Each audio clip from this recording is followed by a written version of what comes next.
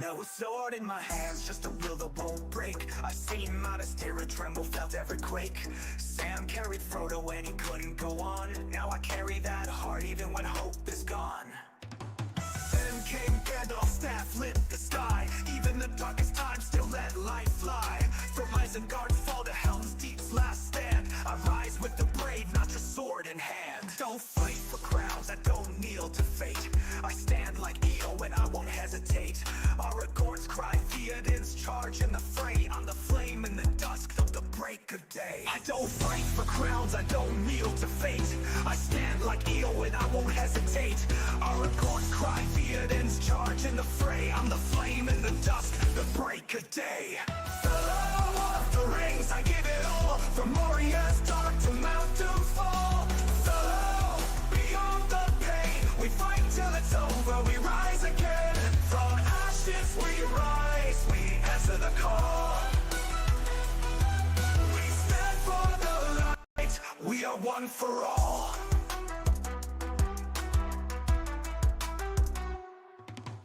Born with the fire like smog in the air, but I learned from Boromir, beware despair. Power corrupts, the ring's heavy price. Gollum fell chasing it twice. I saw Denethor fall, blinded by fear, while Faramir stood, silent but clear. Galadriel's grace, but a fire inside. She passed on the test, while others just lied. I'm not just a fighter, I'm light through the shade. Like Legolas swift, and Gimli unafraid. From Rivendell's peace to the Black Gate's cry, I rise like the eagles, I will not die. Fellow, we give it all. From the Shire to Shadow, we heed the call. Fellow, beyond the flame, with hearts unbroken, we rise again. Through trolls and wraiths, we rise through the fall. We stand for the weak, we are one for all. Fellow, through fire and stone, from ends that march to thrones overthrown. Fellow, no fear remains, even Sauron's shadow breaks at our name. We carry the ring, we answer the call. We stand as the light, we are one for all. I am here with the fellow of the rings.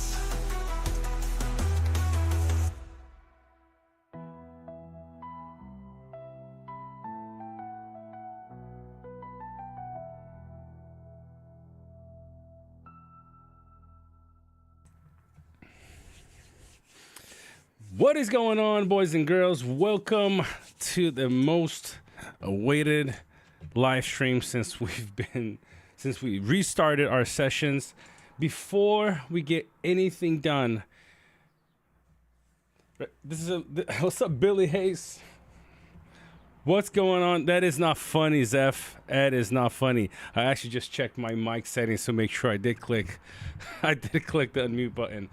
By the way, Cleona, reference to you. I think you probably will be the only one that knows what this means right here. Right? I think you're the only one. How's everybody doing tonight? Look at that. It's too many names, guys. Too many names for me to be reading.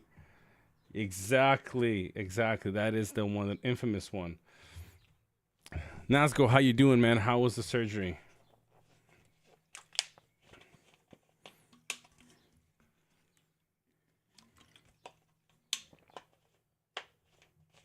I think everybody's on time. Good, Nazgo. I'm happy for you, brother. I'm happy that I'm happy to see you here. And I think everybody is quite excited for what's coming. Let the toxicity begin. I don't know, man. I don't know. I think we're gonna have a fairly sweet session tonight.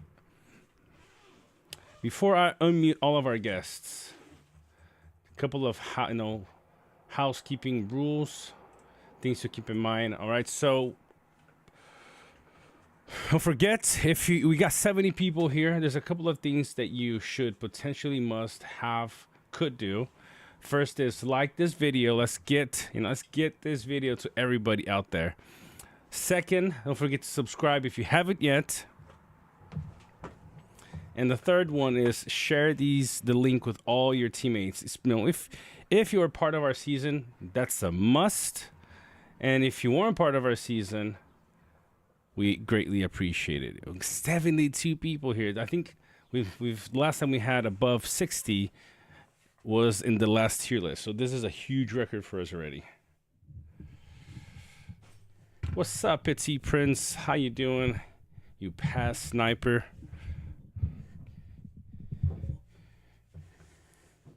You beautiful thing of a man.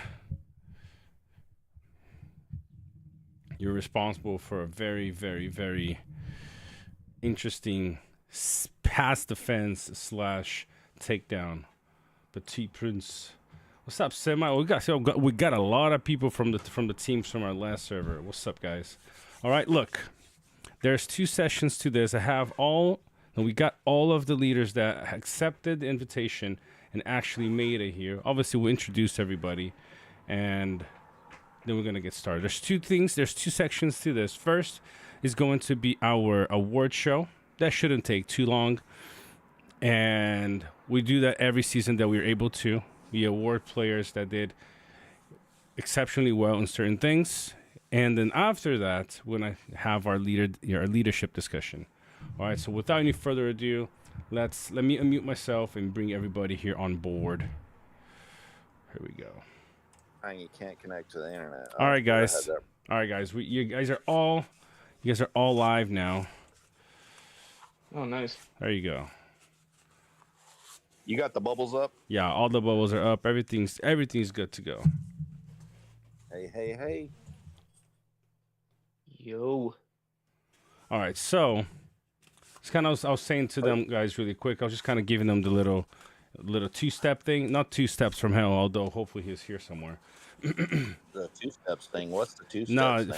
first we're doing the award show, and then right after we finish with that, then which probably gonna take the most time will be the discussion, the Q&A, and the chat we're gonna have with all the leaders present here tonight or today if you're Jax. The first thing we're gonna do is introductions, and just to everybody watching, go ahead and get yourself a nice, tasty cold beverage, comfortable seating, sit down, strap in. It's gonna be a banger. Get some popcorn. It's gonna be a banger. Get ready. All right. Shall we get to the introductions? We got a couple of teams present here today. Hopefully a few more show up and throughout the live stream.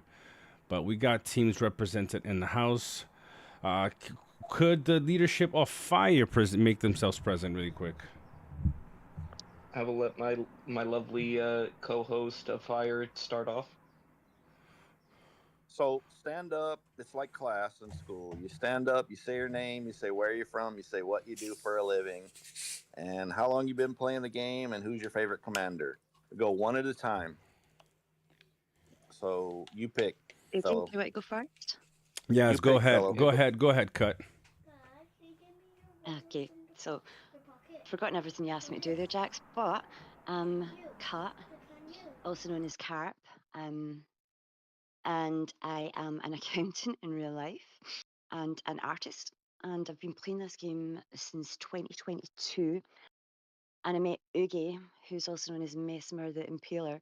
I met him, I think it was season 2, season 3, and basically we have played together since then. We formed Gold. We're part of a team called Gold, and then we merged with Fire. And yeah, favorite commander used to be Lotr 1.0, and sadly he got a bit crap. I would say this season I've liked Starro. He's becoming one of my favorites, and Shadow always, absolutely always. What else was it to say? Where are you from? Where are you from? Oh yeah, I am from Scotland. Yay! Ooh, we're not too far. Glasgow and Edinburgh. There you go. Yeah, Another UK resident right here. Jew. Yay! Woo. And Jess just moved over to the UK as well, so yeah, we've got loads of UK reps. There you go. All right, sweet. Where in Scotland, Cut? So it's in between Glasgow and Edinburgh, kind of halfway in between the two of them. Sounds It's near good. some mountains and everything. It's beautiful. Yes, yeah. And we've Both got a both heatwave of right those now. cities, both of those cities are beautiful. Glasgow, the modern, Edinburgh, the old school classic, Historical. beautiful. Yes, beautiful historical city. Yes, been to both. Stunning. Everybody should visit. They should. Yeah. All right, cool. Thank you, Cut. Mesmer, how about you, brother? All right. So as known by me shouting out, gotta first shout out my boy Lion for not giving me my money. Yeah, exactly. But I am Mesmer the Impaler, aka Oogie. I have a bunch of names. I, as Cut said, have been playing since 2022. Ran with her since season 2. Formed gold. Made fire with here. Here we are now. I do live in Florida, the boot basically of the U.S., as I like to call it. What part? Orlando, right theme park central. Yeah, Nice. Sounds Got a good. nice like 20-minute drive to every theme park. It's beautiful, but sucks because of the traffic. yeah. It's funny you guys think you got bad traffic down there. Every time I go back to Jacksonville, every time I go back home to Jacksonville, you know, my people over there, they always complain about the traffic. Or when I talk to them on the phone, and I'm like, man, check this out. This is a fucking dream, okay? This is like heaven on earth, this traffic you got. Please, please believe me. Oh no, I believe I've seen traffic worse throughout this country. LA is pretty crazy. Well, I'll give you a reference point as far as what kind of traffic I'm dealing with where I'm at. I live about 2 miles from the busiest interchange in the entire country of America, right? The 10 and the 405 freeways. Sorry to like cut you off here, but every day over 900,000 cars pass this one intersection. But go on, what do you do for work? I work at the theme parks. Used kind of swap between like Disney, Universal, bit between here and there. Well, that's pretty cool, Yeah, man. that's cool. Yeah. You get to get And in then, free, right? Oh yeah, definitely. Yeah, of course. Nice. Nice. But favorite commander, I was telling fellow this. I was an Ulog main for a while. Got him Cenus, but I would probably say it. Kieran, getting up there, might be passing him soon. Nice. Love it, man. Love it. Seeing the different stuff coming up. Sweet. Different off-meta commanders in the rise. Oh, if you guys stay till the end, I'll share something that I found out out of nowhere last night, right as I was going to bed. So, if you guys stay, I'll share it. If not, then you guys will know. You're not gonna find out what it is. All right, kind of talking about commanders and stuff. Cool. Patman, how about you, brother? How's it going? Batman, I been with the game since launch. Started off with Channel 4 News Team, ended up joining Soul in like season, it was like 3 or 4, something like that. We weren't called Soul, we had different names all the time. And then it became permanently Soul sometime. And then took over from leading from Potter like over a year ago, I think. And been leader of Soul ever since. I live in San Diego, California. There you go. And yeah, I'm from the Midwest, but I live in San Diego. But Nice. I am a minister. I work with high school students and middle school students. Oh, And I don't know, what was the last question? Favorite commanders? I think that. Yeah, favorite commanders. Oh, favorite commander. Man, my all-time favorite commander is Ori. He's, Ori. you know, I had a good Ori in 1.0, and people don't really know this. He was actually a hard counter for Sauron back then, but nobody used him because he was trash, you know. But it was always fun to beat people with Ori, and then like have them hide the reports. But I saw somebody on Yudes had a rockin' Ori this season. And it's made me want to invest again. So, Don't do it. Don't do it. You want to waste some money somewhere, right? Let the urge It's got to pass, be man. Just let the urge pass. Yeah. Put the Ori down and step away Man, from it. Nobody's doesn't getting matter hurt. if you lose 8 out of 10 fights. Those 2 fights you win, you know the other guy is just screaming on the other side of I love it. I love it. it. So great. Where, Patman? Where in the Midwest are you from? I grew up in Missouri. Sounds good. Cool. Hey man, respect from me to you for what you do, homeboy. Thanks. All right, let's go. Next one, Snoopy. Your turn, man. Hey, what's up, guys? Fellow, thanks for having us today. This is a really, really cool, just for the community. So thanks for hosting this. Yeah, of course. My name's Snoopy, or Jake. I live in Dallas, Texas, Ooh. and for work, I work with local government. Do like messaging and communications consulting for just local government agencies in the U.S. and in Canada. And I've been with Neon this will be our 9th season upcoming. Started the team kind of by accident, was just kind of creating new accounts serially because some of my friends would get a little bit overwhelmed in like the big servers, and I was kind of a bigger spender, but they weren't, and so they would want to go back and start a new season 1, like every couple of seasons. So Neon started kind of by accident. Found a good group, and it's been a really great community since then. And it was great playing with you all this season. Favorite commanders, I like a lot of the Nazgul commanders. I like Shadow and Sistaro. That's my newborn baby in the background. If you can hear him cooing, sorry about that. Nah, I'm you're on good, duty. man. And I think that covers it. Yeah, you're gonna meet my good friend Poppy next, so I'll kick it over to him unless there's any follow-up questions. No, I think you're pretty He's thorough. also an MMA fighter. What? He fights MMA. Yeah. What? Oh shit. I got fights on YouTube, and yeah. Hit me up if you're interested in that, and I'll show you my Wow. my wins and losses. That'd be good, man. What? Hit us up with the link. Favorite commander? I think you mentioned Nazgul for Snoopy. Oh, okay. I missed that. Papi All right, Fera, you're up, man. I'm Pappy, and I lost to Snoopy season 2, and then we all merged together. We've been playing together ever since. I've only been playing since, I don't know, Christmas of 2024. I grew up South Louisiana. Met my wife in college in Virginia. Followed her up to Boston. We live outside of Boston. I'm a director of grounds of a fairly well-renowned golf course here that I won't name. So I'm outside all the time. I'm up early in the morning, and I'm on my phone attacking all of you all the time. Yeah, you got a strong kind of glass cannon A team. It does some work. Yeah, definitely. Yeah, we and a lot of it's just following the recommendations you see on Vessi's Discord and whatnot. So thankful for that. And now I've got like a decently well equipped Toyota Corolla in pixels on my iPad. All right. All right.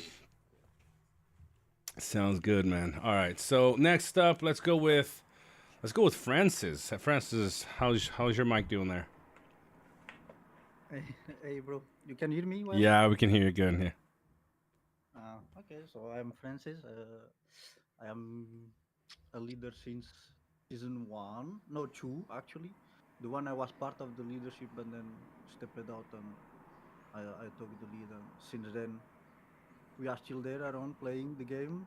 We all love and hating sometimes, I think. And yeah, I enjoyed the game so far. About my work, who I can say it, because I cannot say names and stuff like that. So actually, I work more in the I can say in the sector of travel hospitality sectors. And yeah, without saying much, it's more about communication, problem solving of stuff that can happen, and things like that. Sounds That's good. it. I don't have actually I don't have like a commander I like the most. Back in the days, it was Witch King. I mean, I'm pretty sure for most of the evil players, it was Witch King at some point. but then the game evolved and it's more like a voting of formation together. And I don't have any preference. I never watched the movie, so I'm not attached to anyone. Sounds good. That's crazy. Francis is he's probably one of the long-standing players in the game, and yeah, he haven't seen the movies, the Lord of the Rings movies. Wow, I I cannot tried. believe that. I can't I believe it. tried.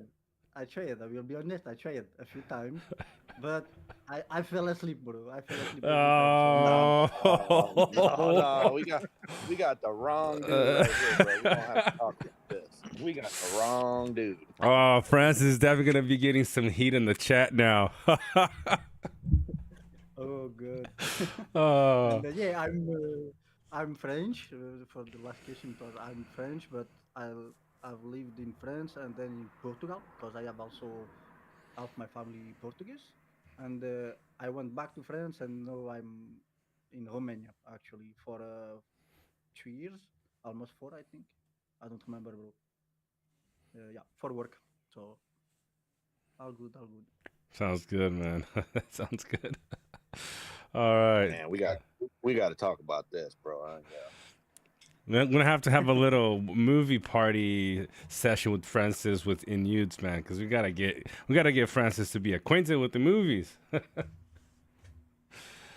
All right, let's go with Turgon now. Hey everyone, Turgon here. It's Francis and I are kind of polar opposites in some ways because not only have I seen all the movies, but I've read all the books. I'm like the resident Tolkien nerd of Yudes, so that's a very important role that I fill. I've been playing since launch as well, all the way back like September, early October 2021. So 3 years now, almost four. Jesus. Uh, I live out in Pennsylvania in the suburbs of Philadelphia, and I do product management for digital analytics products. I used to be a developer and develop digital analytics products, that specialized in like call center metrics and all kinds of super boring nerd stuff. So I won't get into all that. My favorite commander used to be in 1.0. I think it's different from 1.0 to 2.0 to like to today. It's like I always liked elves. That's why I call myself Turgon because I liked the elves. In the Fall of Gondolin is one of my favorite stories, and Turgon the Wise is actually, for anyone who doesn't know, the great grandfather of Elrond, who is a very important character in the Lord of the Rings. So, for a long time, my favorite commander in 1.0 was Gil-galad, and now he's okay-ish. So I don't use him so much as I used to. So I would say today probably Sauron is my favorite character, just because he's the big bad guy in everything Lord of the Rings, and in the game right now he just brings so much to your formation. So I'm gonna go with Sauron. Sounds good. Sweet, man. Robin say, "Don't say Gil" right before you said Gil. Jeez. Yeah, I mean 1.0 Gil in today is night and day. Yeah. I mean, early until people got the pursuit items, Gil was just unkillable. It was nasty. All right, Jax, you're up, brother. Yep. Just probably know me. Not much to say. Live in LA. I'm a plumber, blue collar guy.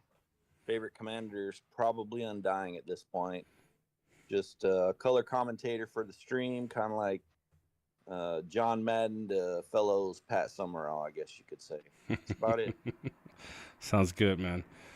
Well, I think most people already know some of the things about me as well by now. From Brazil originally, grew up in the States, hence the accent, and my whole family living in the States. I live in the UK now, and I work with online marketing and making the long transition from online marketing to YouTube marketing. That's gonna be in the future, though. My favorite commander. Maybe we should. Maybe I should say KFC. KFC is the new S plus commander. Just kidding, Jax. Don't. Yeah. I don't know. I probably, even though I haven't been using him much, I still really like Dane. Dane is still one of my favorite commanders in the game. Yeah. 1.0, hands down, ballin'. That's the commander I always ran every single season. But 2.0, I still very much like Dane, for now at least. And not necessarily because of power, because he's the strongest, but I just like Dane.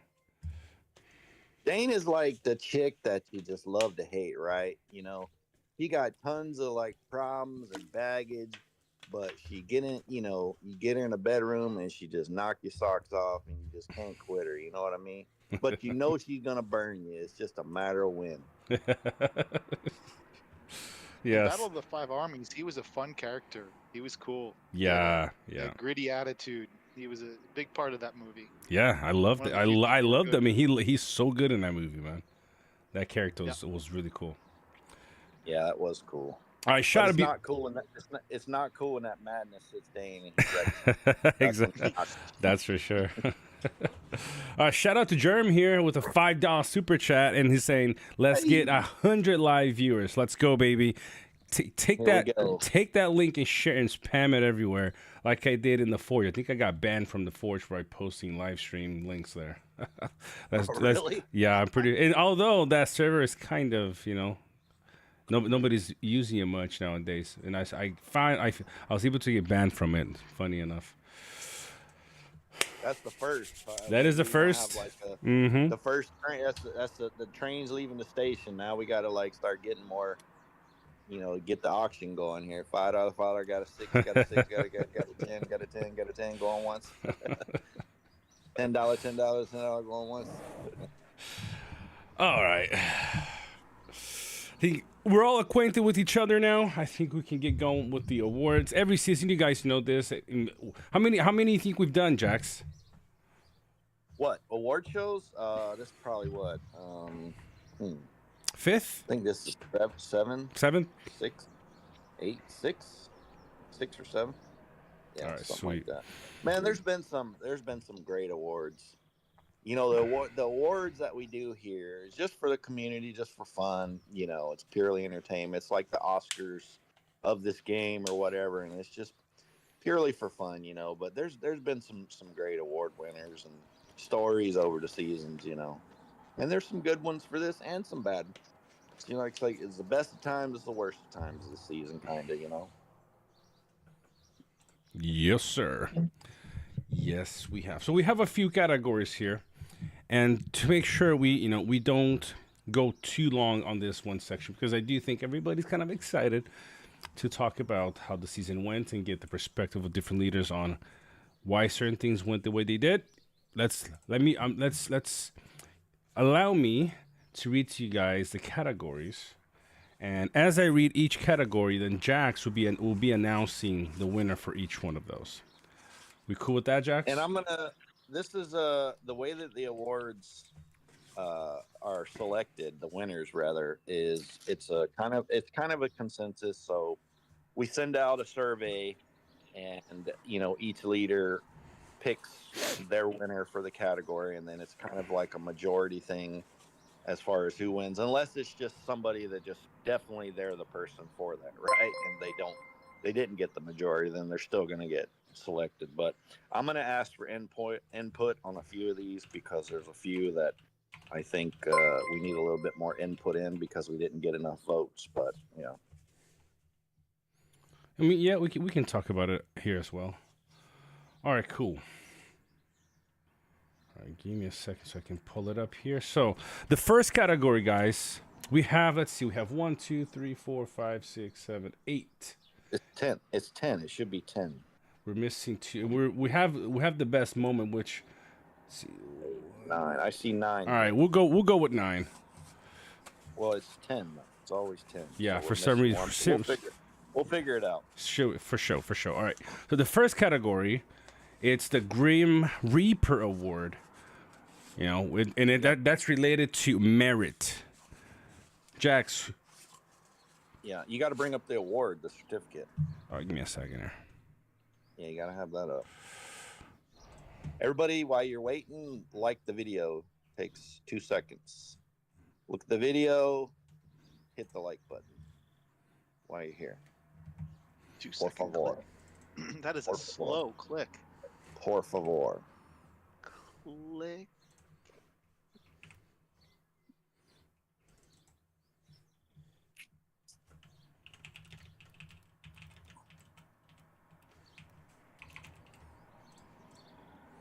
All right, give me a second. Pulling this baby up. Yeah. So Sarek from D-Cell said he's got internet issues. I saw him saying that now. Said he can't get in. I said get it fixed. Hopefully gets it fixed. You can join.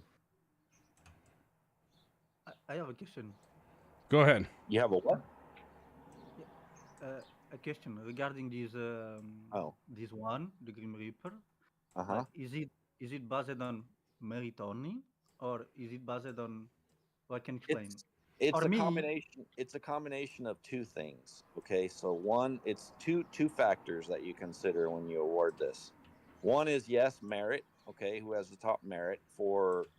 And the way that we award these is, it's like you have one alliance of teams usually in every season that fights the other alliance. So it's kind of like one set of teams against the other set of teams. So we try to pick one from each, right? Like back in role play, we'd say, okay, here's the winner for the good side, here's the winner for the evil side. But the second factor is also who actually has the strongest commanders or whatever, the strongest A team, I guess you'd say, or just the strongest player in general in the server. That's the two factors. Okay, so that is my thought about it. It's like, so we are rewarding basically someone who actually spend the most money instead of rewarding someone that will actually, for me, I will actually give merit to someone that can be spending less but doing more than someone that is actually spending more than everyone and should be on top of everyone anyway. So there is that misconception in my understanding. It's like, should we reward someone just for spending money, or no? So for example, that, you know what I mean? Yeah. It's why for me reward is kind of, I'm not keen on it. I don't like it much.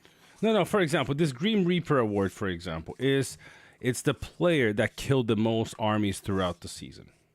That's why we call it the Grim Reaper. So it could have been somebody that spent $500,000. Could have been somebody that spent 10,000, but they were just so good with their build, with how they played, that they got the highest merit in the season.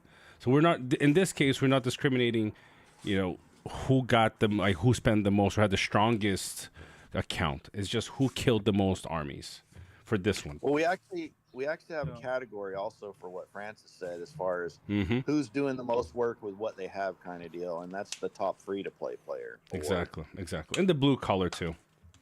Yeah, we have awards, I think, that address that. Yep. All right, Jax. I'm gonna change my answer.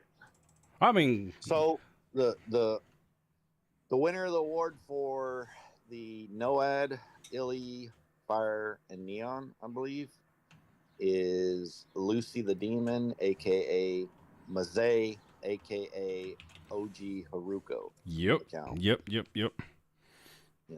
So Lucy the Demon. And the winner for the other alliance of teams, which is Soul, D-Sal, Heon, and Yudes, is Melky. Yeah, Melky boy. Cake, Exactly.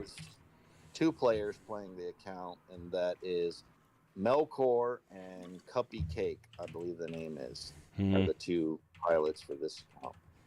Those were the top two. Yeah. Now, I think what we should do is the 10th category. Maybe you pick just, all right, well, this person maybe didn't have the most merit, but who do you guys think is the strongest player that was in your season in general on both sides? Maybe that should be the 10th award, fellow. That we can do that one. I'll edit here. Give me a second, guys. I'll put in the chat. You guys can give your vote. Strongest overall player. Yeah, that sounds like a good one.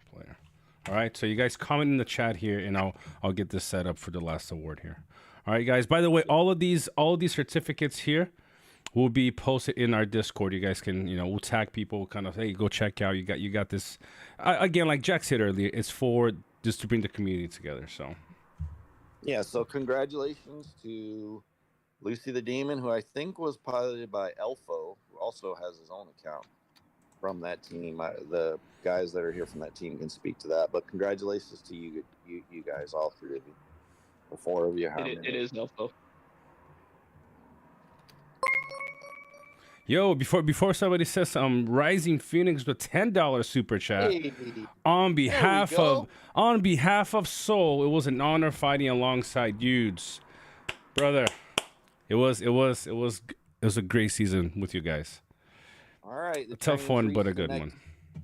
Train's reached the first stop on this destination journey here. Now we got to get a 15 here, 15 to 20. Gotta get a 15. Gonna get a 20. All right, so a second here. I appreciate it, Phoenix.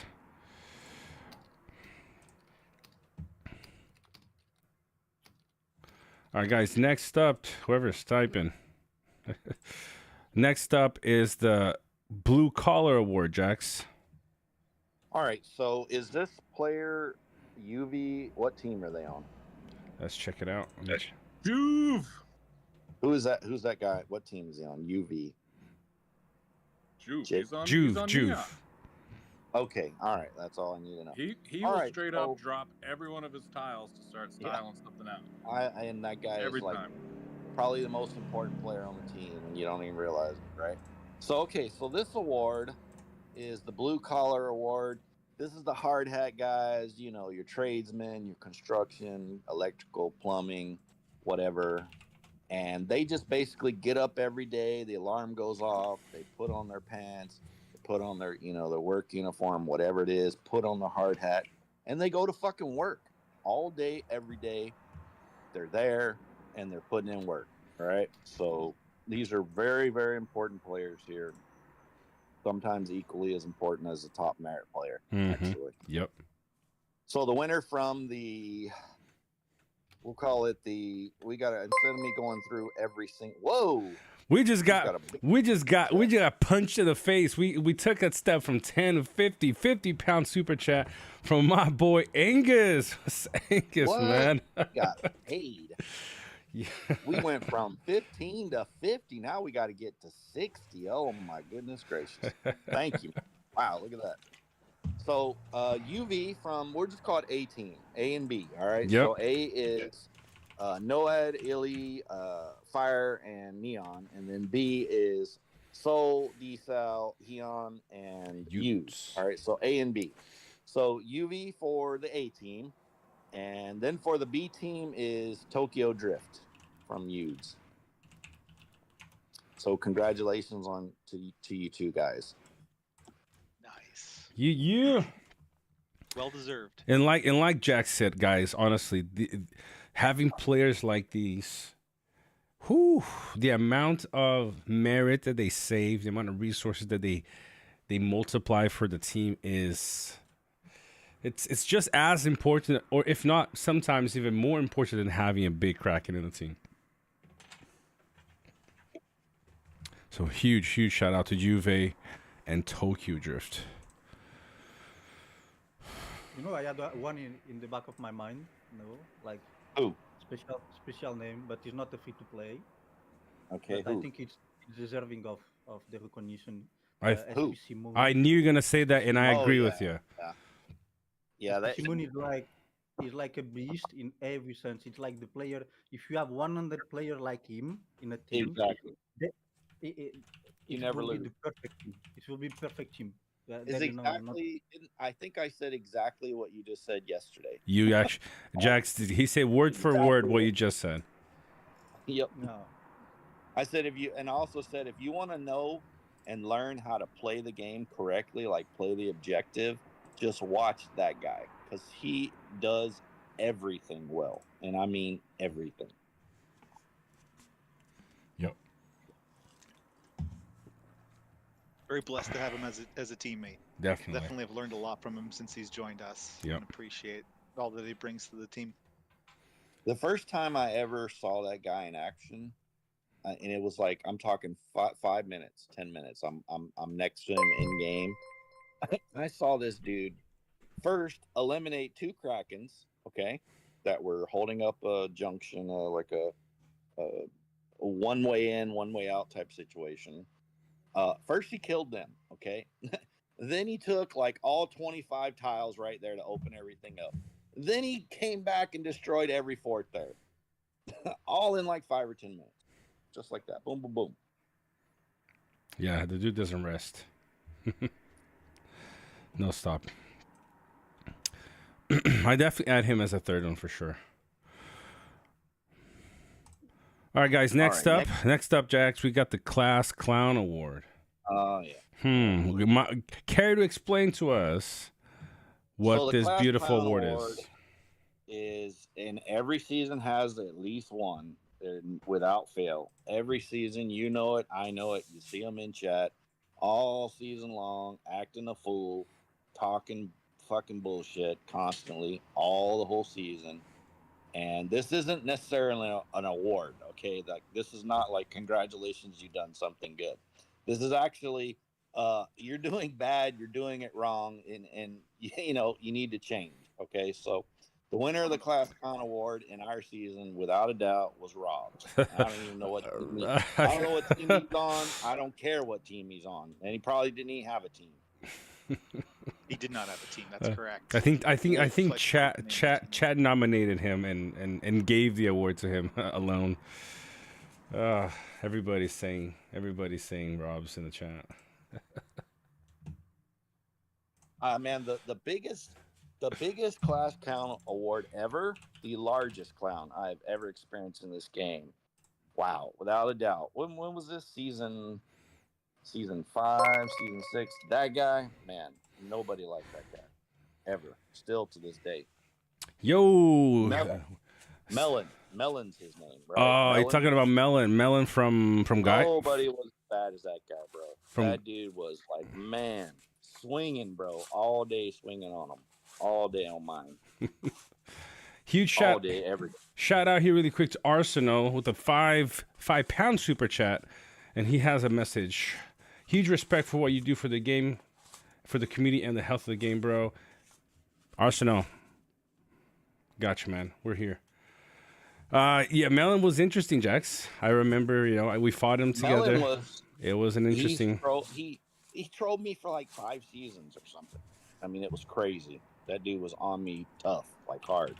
I told that fool, I swear, I told that fool, I said, tell you what, son, you even dream about winning a 1v1 with me, you best wake up and apologize. All right. All right. Give me a second here. Battery. What's up, Nelly Margaret Ray with the $20 super chat. Nelly, thank you. Appreciate that. Nelly, who's that? What team do you play for, Nelly? And Angus, what team do you play for?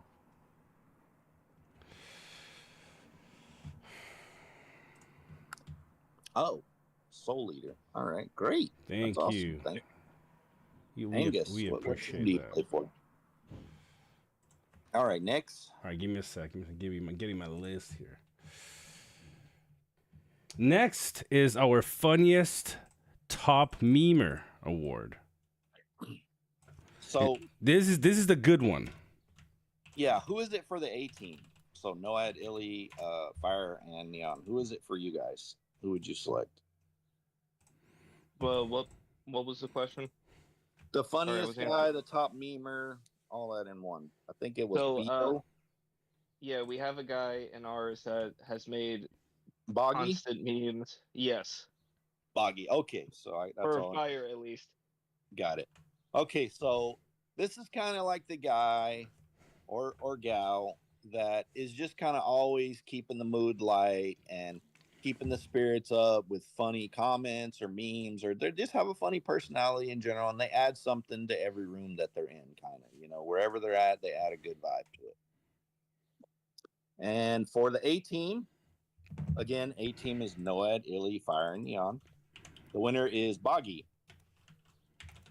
Boghy, I believe. Yep. Angus says he plays with Love Fellowship. All right, cool, man. Good to have you here, man. I pronounce it bogey. Bogey. There you go. No, it's HY. Boggy. Boghy. I'm pretty sure.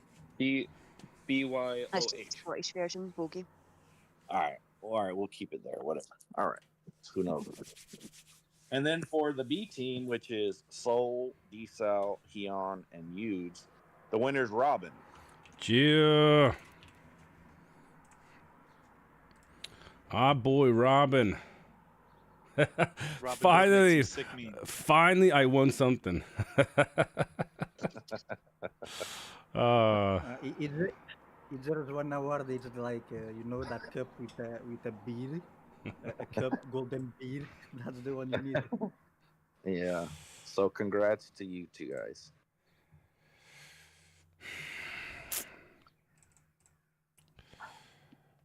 Let's see. I think we'll do the strongest after friendliest, all right? And then the last is best moment. So you want to do friendliest first? No, I'm saying after friendliest, you do the strongest, the 9th, and then the 10th will be best moment. Yeah. Oh, sounds good. So as far as placement,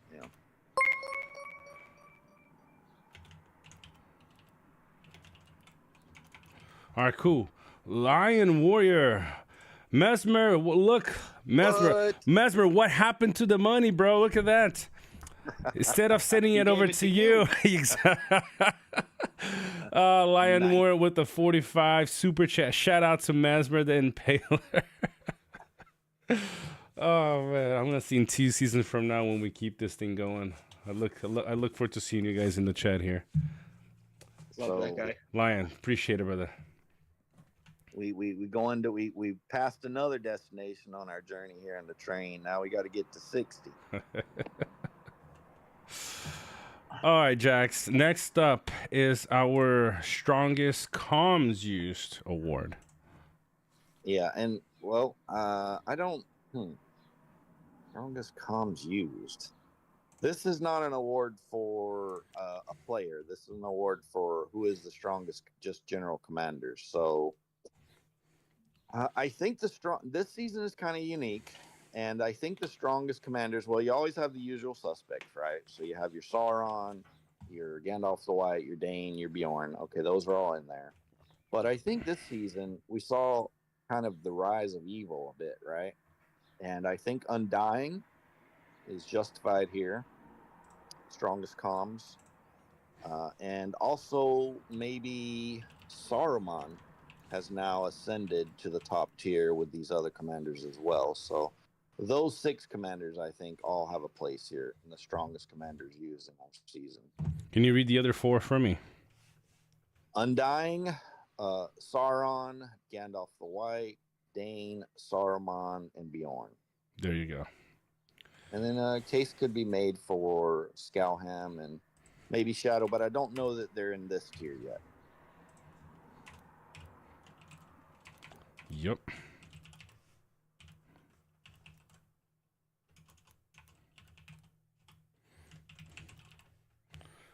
All right.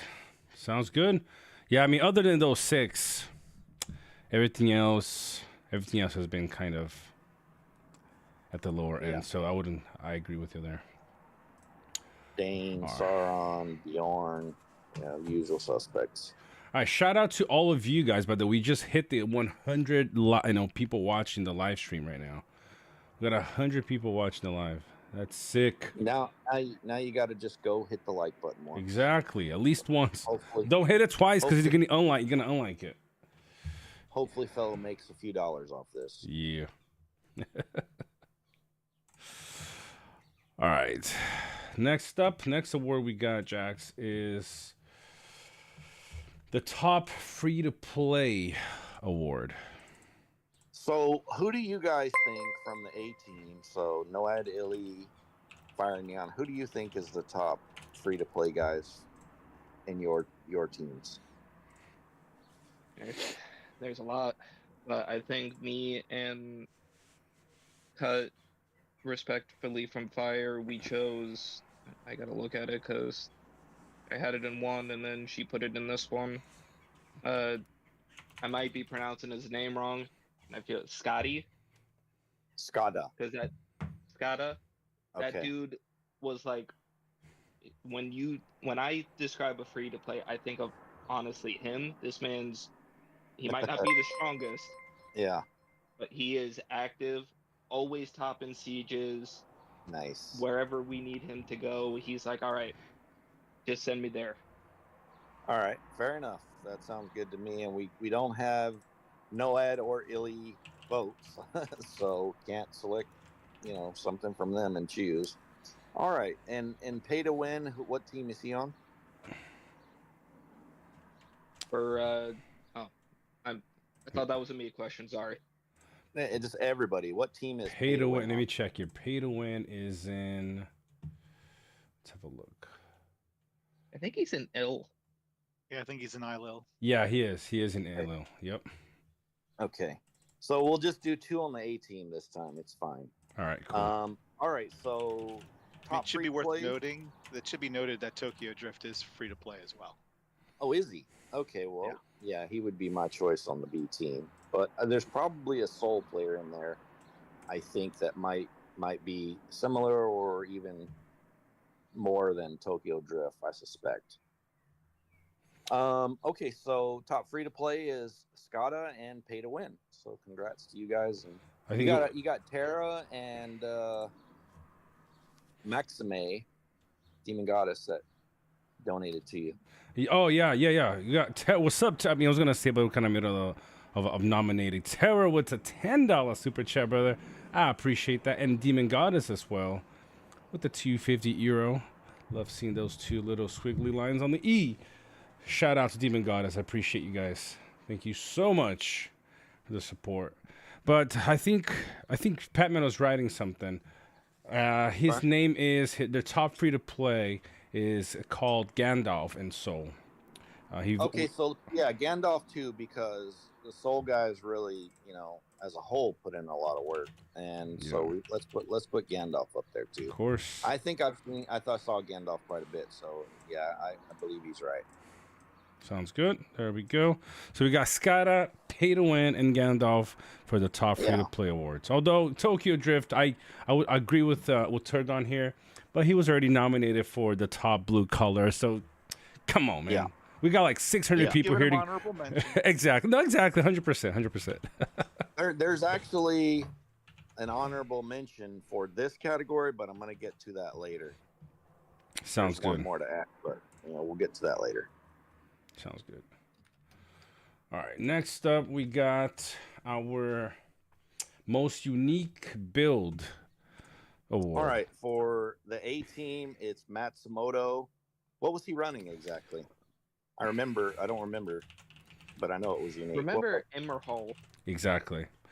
He was running Immerhill. He ran Immerhill. I mean, he was running 2 different things. One of them was Immerhill He was running Immerhill with KFC, and then two damage units. Of course. Right. So, but that's one of the players that ran something that nobody else is really trying, especially being Immerhill. Nobody has gone Zenith with Immerhill. This guy has. So he definitely is up there. Right. And then who was the other player on the other side? Oh, let's have a look. I love what we're doing here, but we might lose some participants. What's going on? It's just, I don't know. We all kind of listen to you and Jax on the stream a lot. You got like 8 captive audience here, so I don't know. It might be good to just kind of go a little faster through this. I don't know. We're all kind of running out of time, I think. All right, so that was good, guys. I mean, we're basically done with this anyway. So, All right, so just Matsumoto. We'll expedite it. There's only a few more. Yep. Next All right. Next up, Jax. We got is the friendliest player award. all right. So that's gonna be Queen Cleona from Yudes. Is the friendliest player. All right, and from the other side, to all you guys, Luna from the other side. Luna. where does she play? Honorable mention to Carpe. Sounds good. All right, so we're gonna do the number 10, and then we'll talk about the best moment in the season, and then we'll move on to section 2. Strongest overall command. Let's just go to the 10th and expedite this. Yep. So what's the best moment? Okay, all right. What's the best moment in the season for you guys? So I think it's probably a couple things for me. I think the moment that Fire actually took the pass the last time that we were all fighting at was probably the best moment. And then my probably best moment was the guy, Petit Prince, that sniped the Ashen Plains pass. And then everybody can say their own. That's what I wrote down. Yeah, I'll agree with Petit Prince taking the pass, but for me, I mean, losing the pass the way that we lost that pass the last time was not a top moment. It's a top moment for our side would have been when we finally took it, because we took like 3 or 4 attempts to get that thing. It was we fought at that pass for like a week straight, and just that whole week was really the top moment of the season for me. Yeah, for me too. It was. I mean, think about it. Basically all the teams met at that region. You got Fire and Neon coming from the pass, Ilio and Noad coming from the northwest, and you had Diesel and Heon coming from the northeast, and then Seoul and Yudes from the southeast. So we all met in there. It produced the largest pin of the season at 29.9 million dead. Nice. You remember the participant number? 86 million. It was. Hold on, I have it actually saved somewhere. I think it was 88. I think it's closer. I thought it got to 90 at some point, right? 84.3 million. Yeah, but it got higher than whatever your screenshot is. You're incorrect, sir. This is the highest it was. I watched every pin for 4 hours, even at 4 o'clock in the morning. There you go. You guys may not realize like what a critical point in the season that was, because we were at a breaking point. Like you had Noad almost back to a pass. They were all had temp camps ready to move into loft, push back, fall back. And like we took that pass by the skin of our teeth. And had that not happened, the season could have been different. And also the way that pass snipe went down at Ashen Plains changed the whole direction of the season, because you had taken D-Sal's kingdom, crushed them. You could have marched down, taken Barad-dûr, crushed us, and like if that snipe hadn't happened, it changed the whole season. Yeah, one thing that we talked about, or the leaders talked about internally, was maybe just taking the entire team and Seoul and just going straight into Mordor instead of trying to branch off all over and defend the whole map, right? Maybe that would have been the better play. Who knows? But you're right. But there was a lot of times where I feel like it was like everybody ganged up on us, but it was like closer than you realize. I think like how close it was for you guys to break through on every front. So it was just like the wind that day that made things happen. And you could play it again today, and it could go differently. That free-to-play player, Petit Prince, really made an impact. You think about free-to-plays and, well, what can they really do? Well, what they can really do is win a season for you, potentially. So there you go. Oh, bro, Yeah, I just wanted to, if I could just add on to that real quick. I remember very vividly the last time we lost that pass in SAV into CM. We were trying to kind of push out a little bit, and we were working really, really hard, and it was like really late at night for me. And I remember distinctly telling everyone, like, hey, we're getting a little bit overextended here. Make sure we keep an eye on that pass. And I got to tip my cap to you guys because you attacked that pass. One of the things that we're very good at is noticing when teams like to hit stuff, like their patterns for when they like to siege things. And you picked a time that you never sieged nothing all season. And you hit that pass at just the perfect time when we were just far away enough that we couldn't get back in time to defend it. So I got to tip my cap to you guys, whoever it was that made that call. That was a brilliant strategy.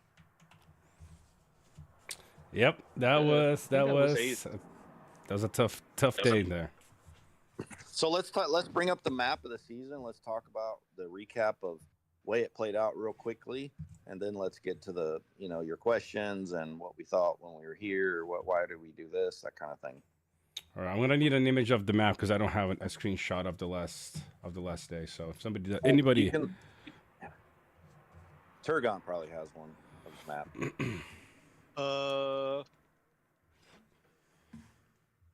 Sort of. I could probably get one for you if you give me a minute. All right. Yeah. It started out with the A and B team. So A being, well, you guys should talk about this. Yeah, recap it, but just quickly. Shall we start with a couple of questions while Turgon is getting the image? Because I think you should show the map and talk about how it played out from start to end, and then do why did we do this, or that kind of thing. Sounds good. Because it's like they have to understand, people that weren't here and didn't know how it played out. They have to understand the backstory, right? It has to have context, right? I can talk about something else, which was how I felt for Soul the entire season, because they had to have felt like they hit the absolute lottery when you guys jumped in and were like, you want to be our partner? And they're like, oh hell yeah, we got the best team in the game coming to play with us, and then it's just like slaughterfest. Yeah, yes. Pat. And they stayed on the front lines constantly. They were always fighting. Yeah, I totally agree. Yep. So you both lucked out in your partner, but it had to have been like oh sweet, and then oh fuck. Yeah. So to clarify that a little bit, we knew that Huge was coming in, so we had talked a little bit before, and we decided we were going to be partners before they joined. We played this game for long enough. We know, like, hey, if you got the biggest guy on the block as your partner, it's going to be kind of a mess. And so we've never been a team that cares that much if we end up with the gold or how we end up. We just want to have a fun season. And so we kind of figured the season would go about like it did, and that's fine. We were pretty like I appreciate it, but we have this nasty tendency of punching up every season we go into anyway. So it's all right. We're used to it. But Soul, for context, is kind of a free-to-play group, right? And they kind of walked into a season with no other free-to-play groups. So we have they got some hitters. Yeah, they do. I would say I'm not saying they we're don't. like 50% free to play at this point, something like that. But like when you're talking just Krakens, we have just a handful of guys at that level. Yeah. Yeah, there was like a point in time where it was like you guys had been zeroed basically, and no one knew what to do, and there was these weeks-long discussions of what was going to happen, and we were just uprooting Soul like 3 tiles away. And I'm like, well, this isn't very nice. Uprooted. There was one day I got uprooted 8 times in a day. It was like I couldn't even, like, the thing wouldn't even, there was no point to paying for it because it would move me like 4 tiles away, and then I get uprooted again, and it's just like, this is just stupid. Like, there's no point to this. Yeah, that's the trouble when you invade another person's spawn land. It's like you're not going to get rid of them; they're not going away. So at a certain point, what are you doing? But even through like what he just said, right? I have to say this. Even through Soul, and I'm sure other players have the same story. Like, God damn, I got uprooted 8 times in one day. I didn't even know that was possible, right? I'm going to tell you what. even through all that and until the very last hour of the server, I saw Soul at the front lines the entire time, just fucking YOLOing constantly and doing whatever they could, doing their damn best to try and, help the team. So I give you guys my respect. I was trying to do my tavern tips last night, 2 nights ago. They were trying to uproot me. That's my guys. They're scrappers, those guys, and they we've fought some of the biggest teams in the game, and we've never been one of the biggest teams in the game. And we, I don't know. Like I was telling, I think Turgon last night, like, hey, if you guys are joining this season and we're gonna be enemies, that's fine. We'll fight you. We're not gonna run. Like we know how it's gonna go, but like we've never run from anybody. So yeah. I think it was like an hour before the sign up ended that you and I had this conversation. Yeah. Do we have a screenshot of the map, guys? Anybody? It's in the chat, bro. All right. Oh, where is put it? that up. Recap that. And let's do a quick recap, and then let's talk about this, and let's move on. All right, here we go. Yeah, show the map. Turgon, if you want to just kind of talk through from day 1 to day whatever 60 really fast, and this is what we thought, this is what happened. Here's this point in the season. I don't know about really fast because this was a quite eventful season. So the one thing I want to do just to set context is this season had more action in it than the last 2 seasons we played combined easily. By a lot. Yeah. So first and foremost, I want to thank everyone on this server for such an incredibly dynamic and active, action-packed server, because from a gameplay standpoint, this is one of the most challenging servers I've ever been on, without considering any of the stuff that happened behind the scenes. So I just want to first and foremost thank everyone, because this is the reason why we signed up for this server. We didn't sign up for this server trying to get a win. That was never something that that wasn't our goal. I mean, it's always the goal. You want to put your team in a position to win, but it wasn't like we were joining this server with a big partner and we were planning to wipe the floor. We wanted the challenge. We wanted the experience. We wanted to be tested. We wanted to learn where our ceiling was as a team. And we certainly did that this season. So my hat's off to everyone for your outstanding activity, coordination, strength, resilience, determination. Incredible season. Now, yeah, and we came in with no diplomacy, and we didn't have a full team, and we just wanted to have fun. That was really it. Yeah, Utes really actually had quite a facelift from the last season to this one. A number of players were tired, wanted to take a break, wanted to go play with other friends. So normally our attrition is, so much, but after the previous season, it was a little more than usual. So we had to do a little bit more work than usual to get ourselves ready for this season. And we spent an entire month in Bag End kind of waiting for a decent server to present itself to even play on. There was a lot of signups that came and went that were just empty, and it was not really cool. But anyway, getting back to kind of the recap. So we started the season in the East. Desal, Heon up in Iron Hills, the Red Kingdom, Ilil and Noad out west, and Forwardwaith and Blue Mountains, and then you have Fire and Neon down in the Darklands. And there was a time where our kingdom was. Who was the green team? We were green. So as I was just about to point that out, that we started out the season as green. And we stretched all the way up. If you go look the second pass below Arid Mithrin, above what is that? Tarok. So we had reached Tarok. Yep, that was as far north as we had gotten, and we had a pretty decent sized little kingdom there. And we had some really good fights. We talked after the 5-day passes opened. We had a conversation with the Airboar folks and said, hey, what do you want to do here? Do we want to fight? Do we want to nap? And they said, let's see what happens. And we fought, and we started pushing our way into their spawn kingdom. And we reached out to them one more time just to give them an opportunity if we wanted to, make peace or whatever. And we kind of knew without knowing, like no one told us, but we had a feeling it was going to be, kind of everyone versus us. So, and I talked with the leader of DSAL, and he understood that, like, when we took Erebor, it wasn't like a malicious attack with the intention of like zeroing them or denying them rewards or anything. It was purely a strategic move to buy time, knowing that when the 10-day passes opened, we were going to have Ilil and Noad coming from the north and Fire and Neon coming from the south. So there was no like animosity or maliciousness or bad blood from that decision, although sometimes that gets kind of used as some justification against us. I just wanted to make sure that the air was clear there. That action did lead to like half of their players quitting. Maybe some of them trickled back as things changed, but a lot of them just stopped playing. Yeah, that's rough. I'm sorry to hear that, but yeah, like I said, that was the intention behind this decision.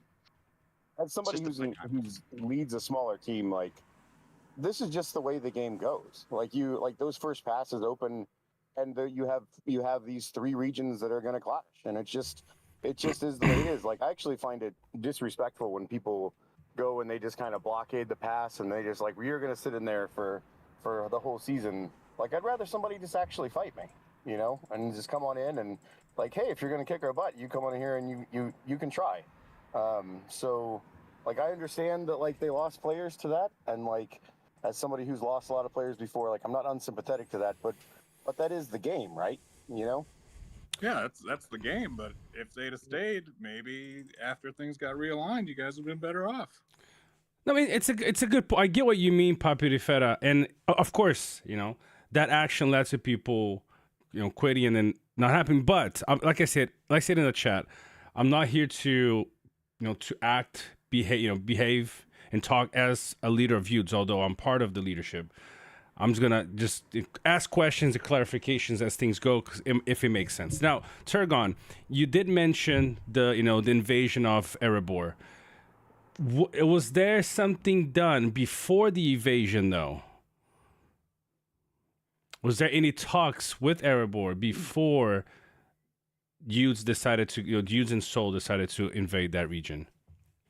Yeah, we reached out to them twice prior to that. We reached out to them prior to the Chapter 4 passes opening to see kind of what what we were going to do in the middle there in central Mirkwood. And then again, like kind of once we had taken control of the area before we moved into to attack Erebor itself, we had reached out to them like, is this what you guys want to do, or do we want to be friends, or do we want to fight? And they're like, well, let's just see what happens. And that was what happened. Yeah. It was super clear that the whole, I mean, it's like being like in the forest, and the forest is real quiet, like you know that, like, hey, something's up here.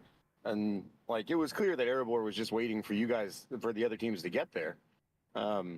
Which is why it's surprising so many of them quit, because like they had the whole map on their way over, and their responses to diplomatically, like to youths, was like, I mean, it was, everyone likes to play coy, but everyone really knows what's going on, You got a few super chats. Yeah. Appreciate it, Jack. So first and foremost, we got a $20 super chat from Bill Fernie, my boy Bill Fernie. Fellow triple OG Bill Fernie.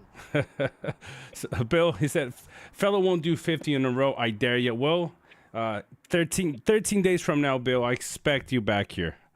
So there you go. And then a €5.99 super chat from Valari. Thanks for the season. For information, DSAL and Heon merged after the end of the season. We're now playing as Burn. See you guys in game. Perfect. Shout out to Valari. Thank you for that. Anything we gotta answer in chat real quick? What we got a little pause? No, I think people are kind of talking to each other there. Not necessarily any questions regarding the season so far. Somebody says I don't like women. No. You got to watch yesterday's stream. It's not about it. It's nothing to do with not liking women or anything. It was just kind of a general discussion down a rabbit hole about, dynamics in dating and mating and whatever yesterday. Now, I was gonna interject with the Erebor side, with half of them leaving. I'm pretty sure a good chunk of them just came over from RP, and this was their first season in NRP against you guys, from what I remember in the chats with them. Damn, that feels bad, man. It does suck. But yeah, so kind of just from my understanding, then before Erebor, before Yudes and Souls attacked Erebor, there was an attempt of conversation before. And correct me if I'm wrong, Turgon.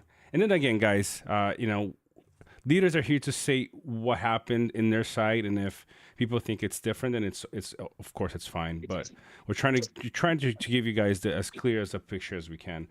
When you'd reach out to Erebor, D-Sol and Hyun, was there a conversation like, hey, we're gonna go over there and kill you guys? Do you guys want to be friends, or was it more like, hey, do we want to, like, what do we want to do, kind of a thing? I can answer this better. I was the discussion. Go ahead, Francis. Somebody got background noise. Yeah. Can you mute Turgon? He's making some noise. Yeah, mute your mic. Who's the one doing it? Turgon. Oh, Turgon, you're... Turgon, mute your mic, bro. Jesus Christ. Lord, I can't take this fool nowhere. Who's that Amy in the chat? Who are you? All right, Turgon, go ahead, bro. Yeah. So basically what we did, it was like, because you see, when you enter a server, you kind of try to, as a leader, you try to plan ahead, and you try to figure out, okay, what will others do? In this light, like, we look at the server and we kind of see or acknowledge that two of the kingdoms, the strongest, would actually be against us for sure, and we were not sure about Erebor, so we reached out to them, as Turgon said, 2 or 3 times, and we did it even before the first pass open, and we did it even after, so 2 times before even like starting to invade in their own regions. In the decision, like what was exactly said, it was more like, in the light of the season, and the understanding that Chuata's kingdom will be kind of playing together, we kind of proposed directly, like, would you guys be interested in like working together, doing something, so that like we try to balance the server before it's in balance, or it's like just a gangbang to one side or the other, because when you are early game, you don't know what will happen, but you try to predict and plan ahead. And the vision we had in Youth, at least, and the Soul, it was like, let's try to make it like a 2 kingdoms against 2 kingdoms. They are strong. We know some of them from seasons ago, or even from name. And yeah, it was like rejected directly. Like it's when we like, you have that feeling. Okay, with this in mind, with the response we got, it was clear that there was something that was something coming for us, and big probability that it was like an agreement or whatever to come for us. So we were like, okay, but we will still try, because we have nothing to lose, and we can maybe through diplomacy and discussions, open discussion, try to make the server more reasonable. We tried, really not work, it's okay, we understand that. And the second time we also went back to them, before even like taking the capital. We were like, it's not something we wanted to do or what, but it was still early because it was before the others passed to open. They said, just no, we continue, we keep fighting, continue, like kind of inviting us to continue pushing and fighting. So we were like, okay, but the door are always open, and yeah, just we can sit and talk and discuss together at any moment. We are open to that, but there was never that openness in the other side, and it's okay. We rolled with it. All right, cool. I wish there was some people from D-Sol and Hyun here so they can kind of Yeah, in fairness, like, we did miss one subject, right? And that's that we jumped in the server at the last minute. Somebody said it in chat and just reminded me. They had a prearranged server, from what we understand. and they were going to do, I think, a 2v2v2, and we kind of jumped in and just threw that all out of the whack, kind of like the monkey wrench into the engine or whatever, and kind of messed it all up. So everybody now, when we joined, is kind of trying to figure out what the hell are we going to do for context. All right, let me ask this first question here then. So we kind of talk. It's going to introduce into this conversation. One of the questions we asked in the group that was going to be asked it's the following one, and this is for you specifically. Why did you join last minute, and did anyone from the server outside of Soul, who ended up being the partner, and Patman already said yes? Okay. Give me a second. So did anyone from the server other than Soul know that Yudes was joining? This question is for for both either or Francis and Turgon to answer.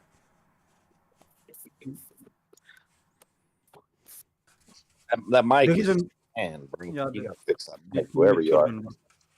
Turgon, give me a second. Let me turn your mic up because I had turned your mic down because of His mic is bad, bro. Go ahead, Turgon. Goodness gracious. I think he's doing something. Just mute him. Just mute him. Mute him. All right, And Francis, let go ahead then. I think Turgon is. So basically what happened? It's like, as people know, we were like 1 month in backend waiting for a server. What happens as youths, and that's something like I would like also others to try put themselves in youth shoes and to understand also why some stuffs are done the way it was done. Like when we enter the last minute, it's more like not any goal, not any target, nothing. It's more like we were 1 month in backend, just looking around. Okay, what can be a good server for youths to participate on? Because something we want for our members is like to enter a season that is somehow also challenging, but also fun. That we can be active, have that activity, the activity we ask for players to be on a daily basis depend also on the server you are in. And as youth, we can, if we go after the wins, it's easy for youths because of how strong we are. We can enter any season. The issue is that we are not looking for that. We are looking more ahead. We are looking really for the fun and the pleasure for players to actually enjoy the game himself, not the wins. It's not for the wins that this community was built. It's really to play together and have fun together. In the light of that research, we need to find a good server, and there was no servers. If people that were in backend have noticed, there was a few servers going on and off because there was not enough people. So that's the issue we are facing as in this game. In this game, it's the population. It's the population is low, so which means that there are less and less good servers. So we saw an opportunity there that was okay. It's looking good, full kind of, with a lot of good weapons. So let's jump into it. And no plans, no diplomacy done before, just like kind of let's enter there and try have fun with the people that are there. We did not even know that there was any kind of agreements or arrangement for a in the server. Like, oh, let's do a 2v2 v2 or whatever else. We did not know anything. So basically, we enter a season and we are like, let's see what happened. Let's fight with these people and see. It's why we did not even expect in the first day, like to have already an arrangement. It's later when we started to talk with Erebor that, it's easy to 1+1 2. That's the same situation. Like, okay, it's easy to understand that there is something, and it's what it is. Got it. Makes sense. Makes sense.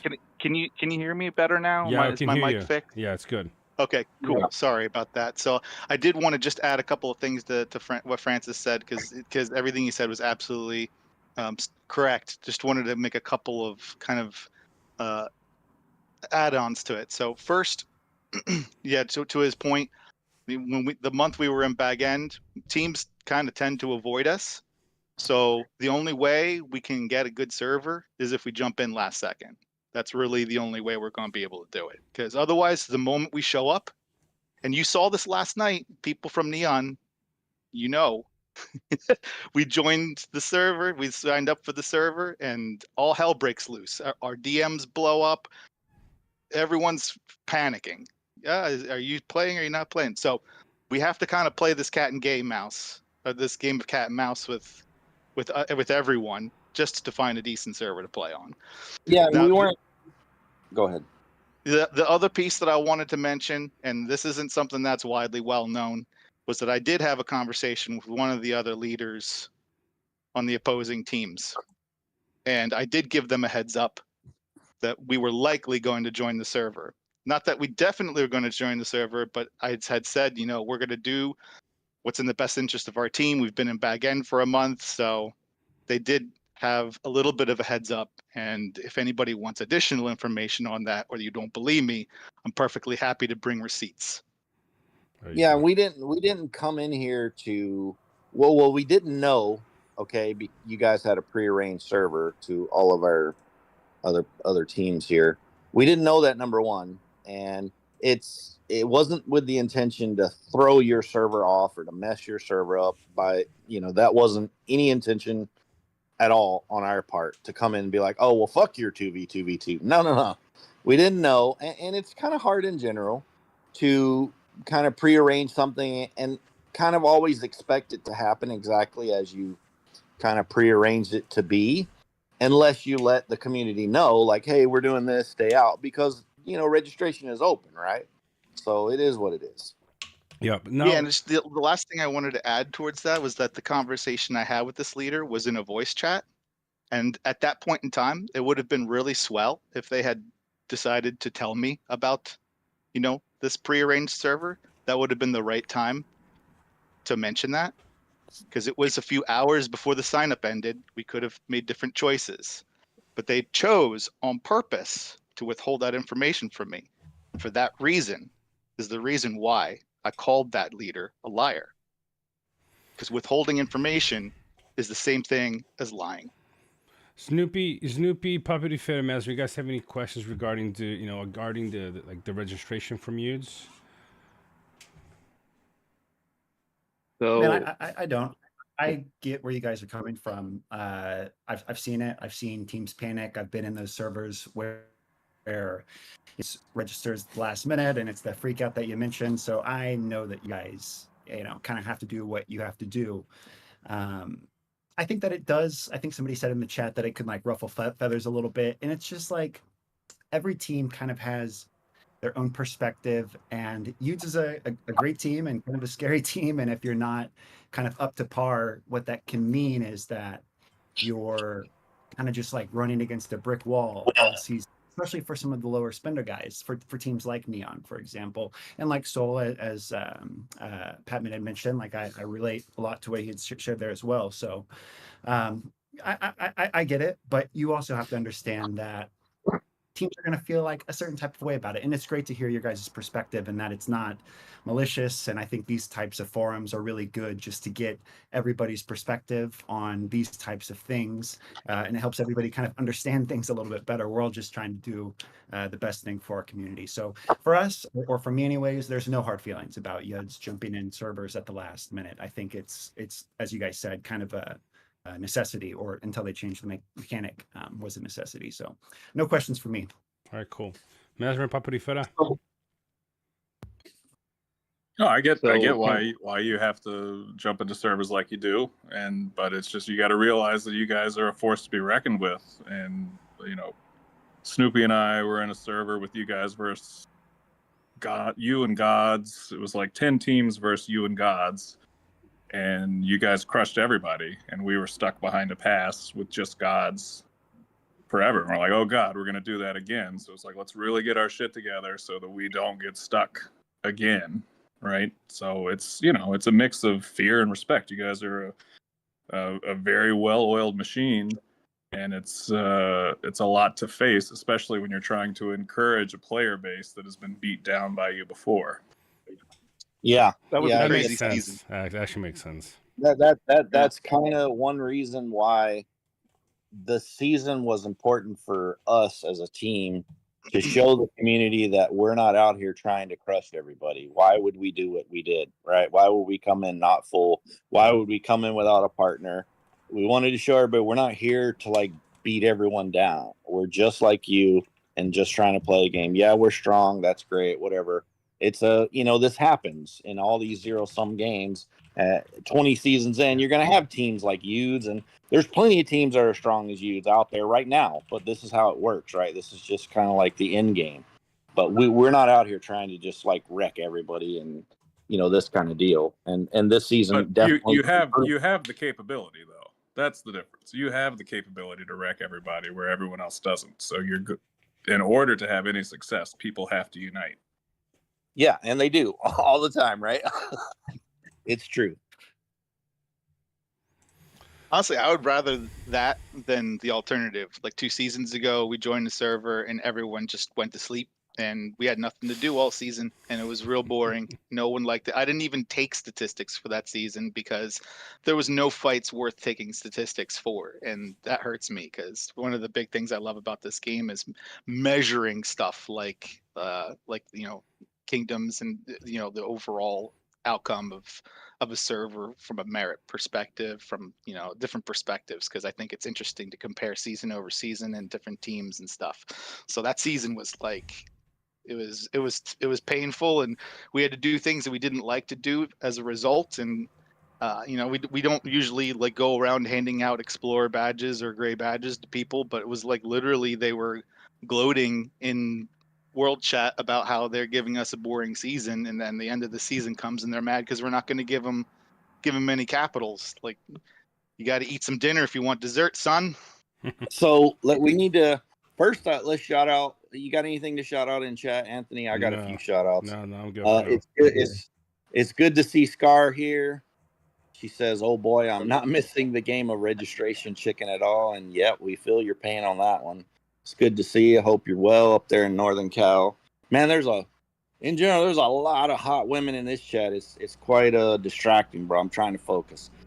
Whenever we need to get through the season and just get to the end, so the people that are watching that don't understand what happened and how it played out, we need to explain it, and then let's get to all these questions. Like, we need to finish that part. And when you are talking, just please remember to be, expedite whatever you got to say, make it quick.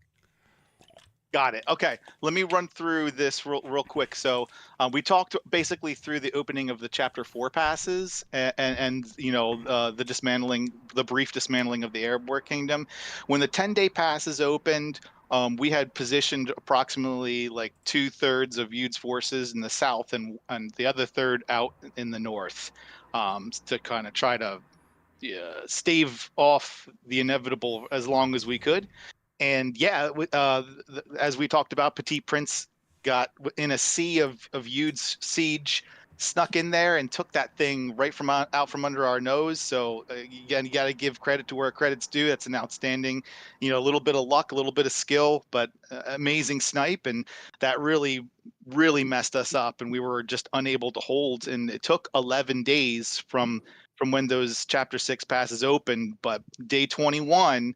Dol Guldur opens, and no one is in the middle of the map at all, taking any passes, having anything to do with Dol Guldur. Everyone was zeroing Yudes, taking the capital away from Yudes and Seoul of Kindland. And from there, after we were zeroed, we kind of were just we didn't have any regions. We didn't have probably like I think most of Yudes had like 10 tiles, 50 tiles, 70 tiles tops. Like just completely drained. Our barracks are drained. Our resources are drained. We had no regions. We had no tiles. We had nothing. And there was a week of boredom from like days 21 to 28. And then we came to an agreement that we would be allowed to, rebuild our kingdom so that, we could kind of reset the server and have some fun for the remaining weeks of the season. The only thing that we would have liked, we had, by the time this was agreed upon, it was on a Thursday, and we still hadn't taken, regions like Ashen Plains, Passes, Withered Gardens. We needed to reform, take those regions, rebuild our barracks, So we had asked for 3 days to do those things, you know, and we got one, which was better than nothing. But, you know, basically when the fighting started in the middle, we were immediately, it's like starting a boxing match on one foot with your feet tied. It's it was really, really hard. So, well, I think the agreement was 0 UTC on Sunday, and I think things popped off on like 16 UTC Saturday. It was like 1800 on Friday. That the fighting, like, they were already at the SAV pass. We raced them to the SAV pass, and we were getting our fortresses up to try to like contest that. And Fire and Neon, their fortresses finished first, and they took it before we had an opportunity to. And that was when the fighting really started there. And then by Sunday, the 3 days that we needed, that was when we started finally being able to get our footing. And the big wars. I mean, there was a lot of fighting by that pass Friday, Saturday. And then by Sunday, we started getting our footing and started launching attacks on it. And I think it was like Wednesday or Thursday morning, almost a week after, we started resetting, where we were able to nab that pass. And then it was another day or two of defending there and fighting and pushing around, like in Mirkwood and UAV, and we almost reached Gladden. And then during all of that pushing, there was also a lot of attacks by Fire and Neon. So like, we're fighting Fire and Neon at the pass, defending the pass from just wave after wave of attack. Sometimes I was just purely amazed, like, how do you guys still have stamina to continue? Like, I've been fighting since I started work at 9 o'clock in the morning, and I'm getting ready to go to bed at like midnight, and we're still fighting like all day, continuously, nonstop. I don't know what hacks y'all got, but it was very impressive. And we have to remember, right? And number one, we got to be brief. Okay, so remember, when you talk, before you talk, say this word in your mind: brevity. Yeah. Number two, we are living in a world that they're letting us live in. So yes, they could have zeroed us and left us just like that. They did not. So you give them respect for that. I give you respect for making the agreement to balance the server. Number one, because without that, we would have lived in a world that you could have, whatever world you wanted us to be in. We could have been in the box. The whole server's over there beating our ass. You did it. In the spirit of brevity,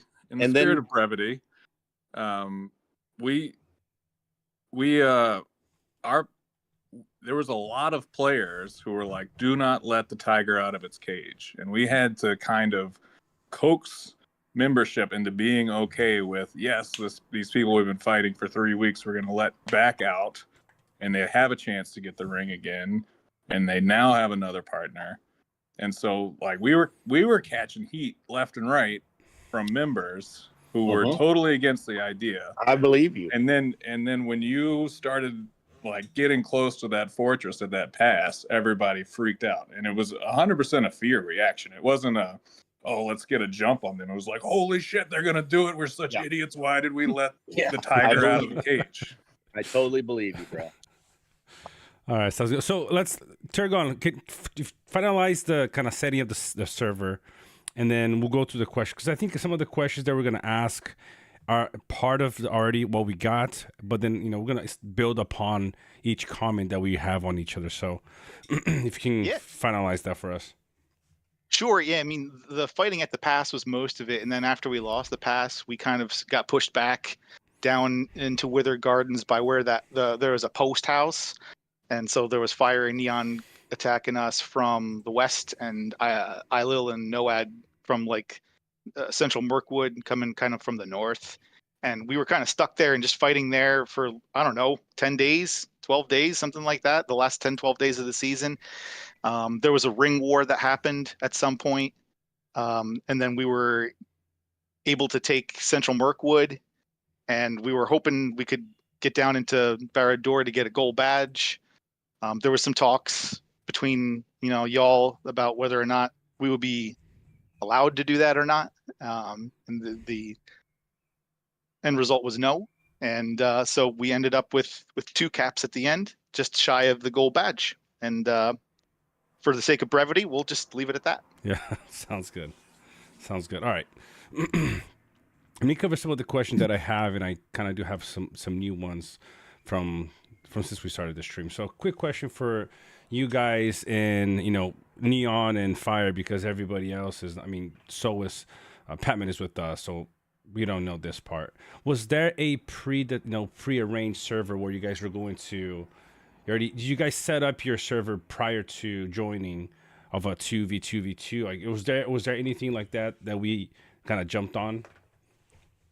So I didn't feel for like there- my oh, go ahead, Oogie. I was gonna say, so from Fire's perspective, from what I've seen through those chats, gone through it the last couple days, I personally did not see anything about pre-ranging a server. We just kind of jumped in. Noad Ill jumped in. Diesel, the guys up in Erebor jumped in. So we were thinking it was all right. We try to do maybe a free for all in a sense. No prearranged, just all out fights. Then Okay. respect to you guys came in. So I think the attention kind of shifted a little bit. It says, all right, what kind of Snoopy and Papa was saying, kind of contain a little bit, but then try to hopefully go back to the from my perspective at least, I can't speak for everybody in leadership, and then kind of go back to what we need to do to get a good result, and then hopefully build the rest of the server from there. Yeah, I think that's right from our perspective as well. I didn't see it as a prearranged server. In fact, I think like leading up to it, there was a little bit of concern of like, what is this going to look like with like three kingdoms?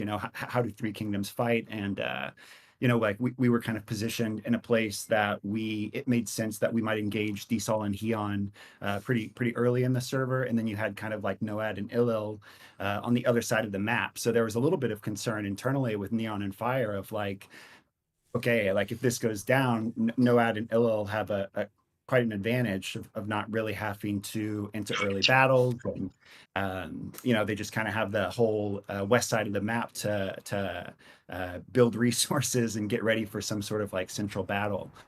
And then whenever you guys joined, as we mentioned, I think it just kind of guns came from you guys. But I also want to share that the sentiment internally whenever Yuds joined wasn't like, okay, we're gonna kick their ass and then we're just gonna like go play our own game. It was like, all right, Yuds is in here.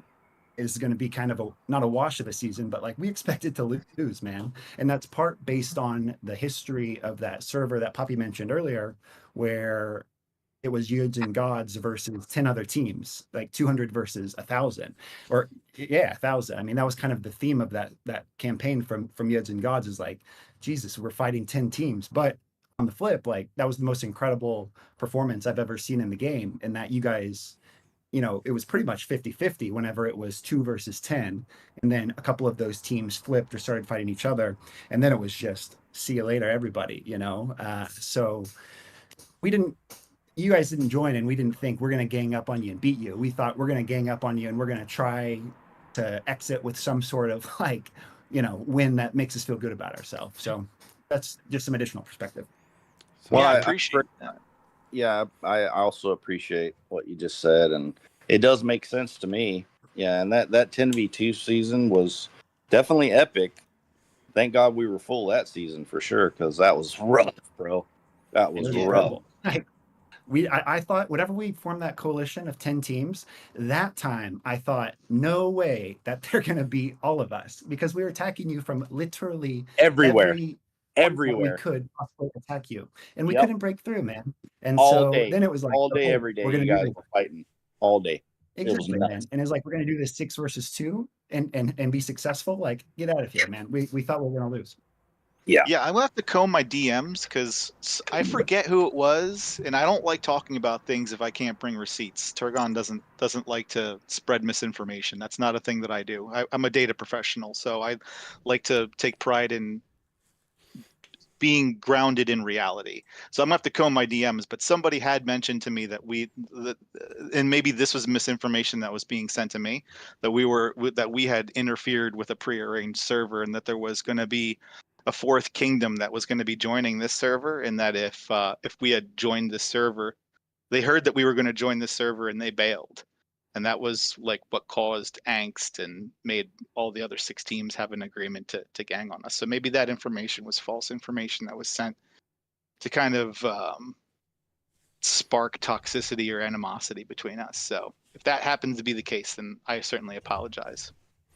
No, you're good, man. Like that was your like that's what you were told, you know. So that's why this is kind of a good forum to like air all of this stuff out. But again, from our perspective, that wasn't the case. We didn't see it as a prearranged server, and that wasn't like any animosity that we had of you guys crashing the server. I will say, just in transparency, like joining the server at the last minute does feel like a little bit of, and I know you guys don't mean it this way because you're really just doing what you have to do, but it feels on the receiving end of like Yud saying like you guys are trapped here, ha ha ha ha, like now you're ours, you know. But I know that that's not, you know, speaking to you guys now and understanding your perspective a little bit more, like that's how some members take it, you know. But like you're dealing with one fellowship, it's 100 people, 100 different personalities from all over the world, different cultures, and you know everybody's gonna like react to things differently. And as a leadership group, you're just trying to keep things like, you know, keep moral high and keep people motivated and stuff like that. So it's why I say in the beginning when I talked that people actually also need to try put themselves in your shoes as youths, and if they do that, actually, I'm sure like 90% of people, if not more, will understand why it was done that way and not other way. You know, it's just like, oh, it's worked because of us being youths and not being any other Warben. If it was any other Warben name and stained, like of course it will be different. I Understand. 100% believe that this server was better for having you in it. It was felt like there were real stakes a lot of the time that kept me engaged, which got me merit higher than I've ever gotten. And it's just because of I need to be doing this because you are facing what we see as the best team in the game. Well, I don't know.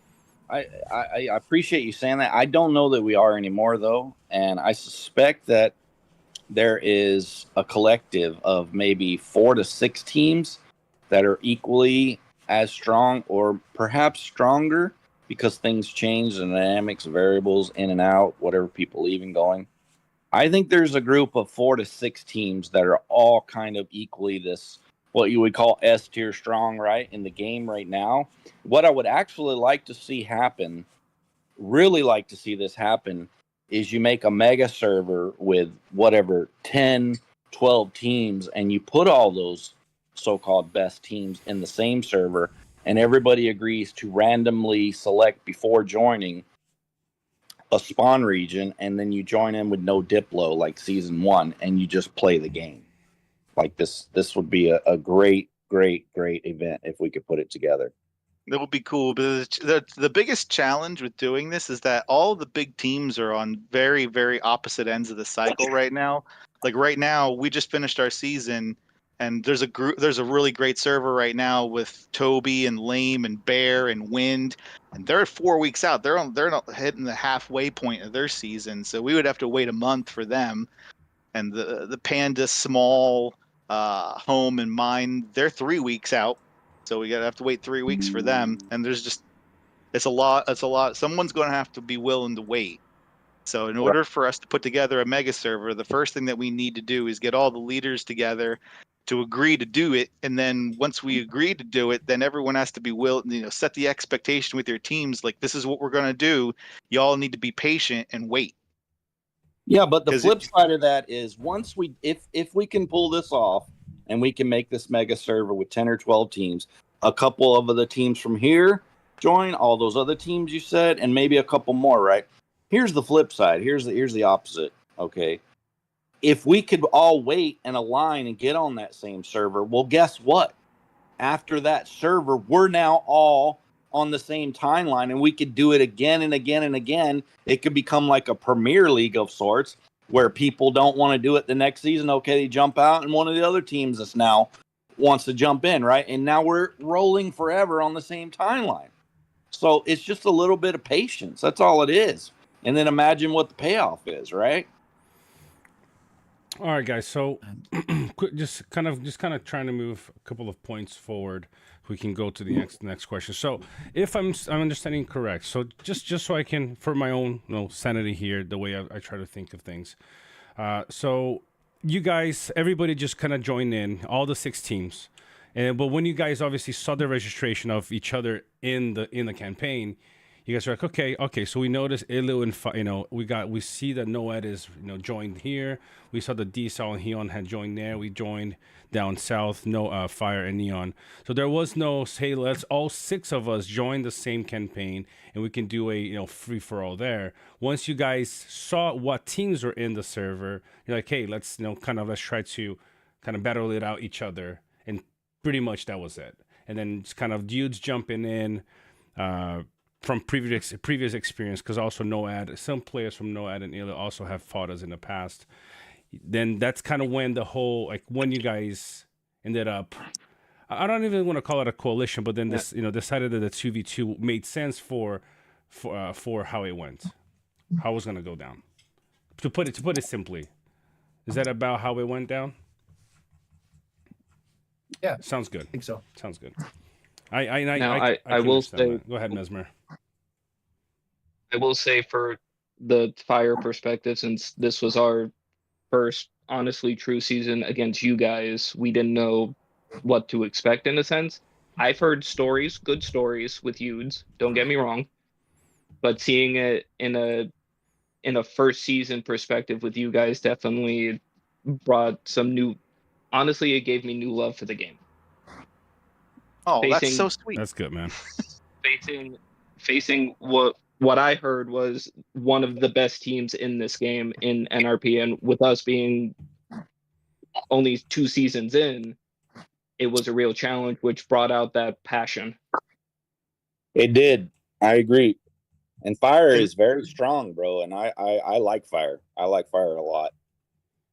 Yeah, and this is one of the things. In the next day or so, I'll also be posting my season recap vid. I'm in the process of editing it, but I definitely remember mentioning, how cool it was to just face some different players.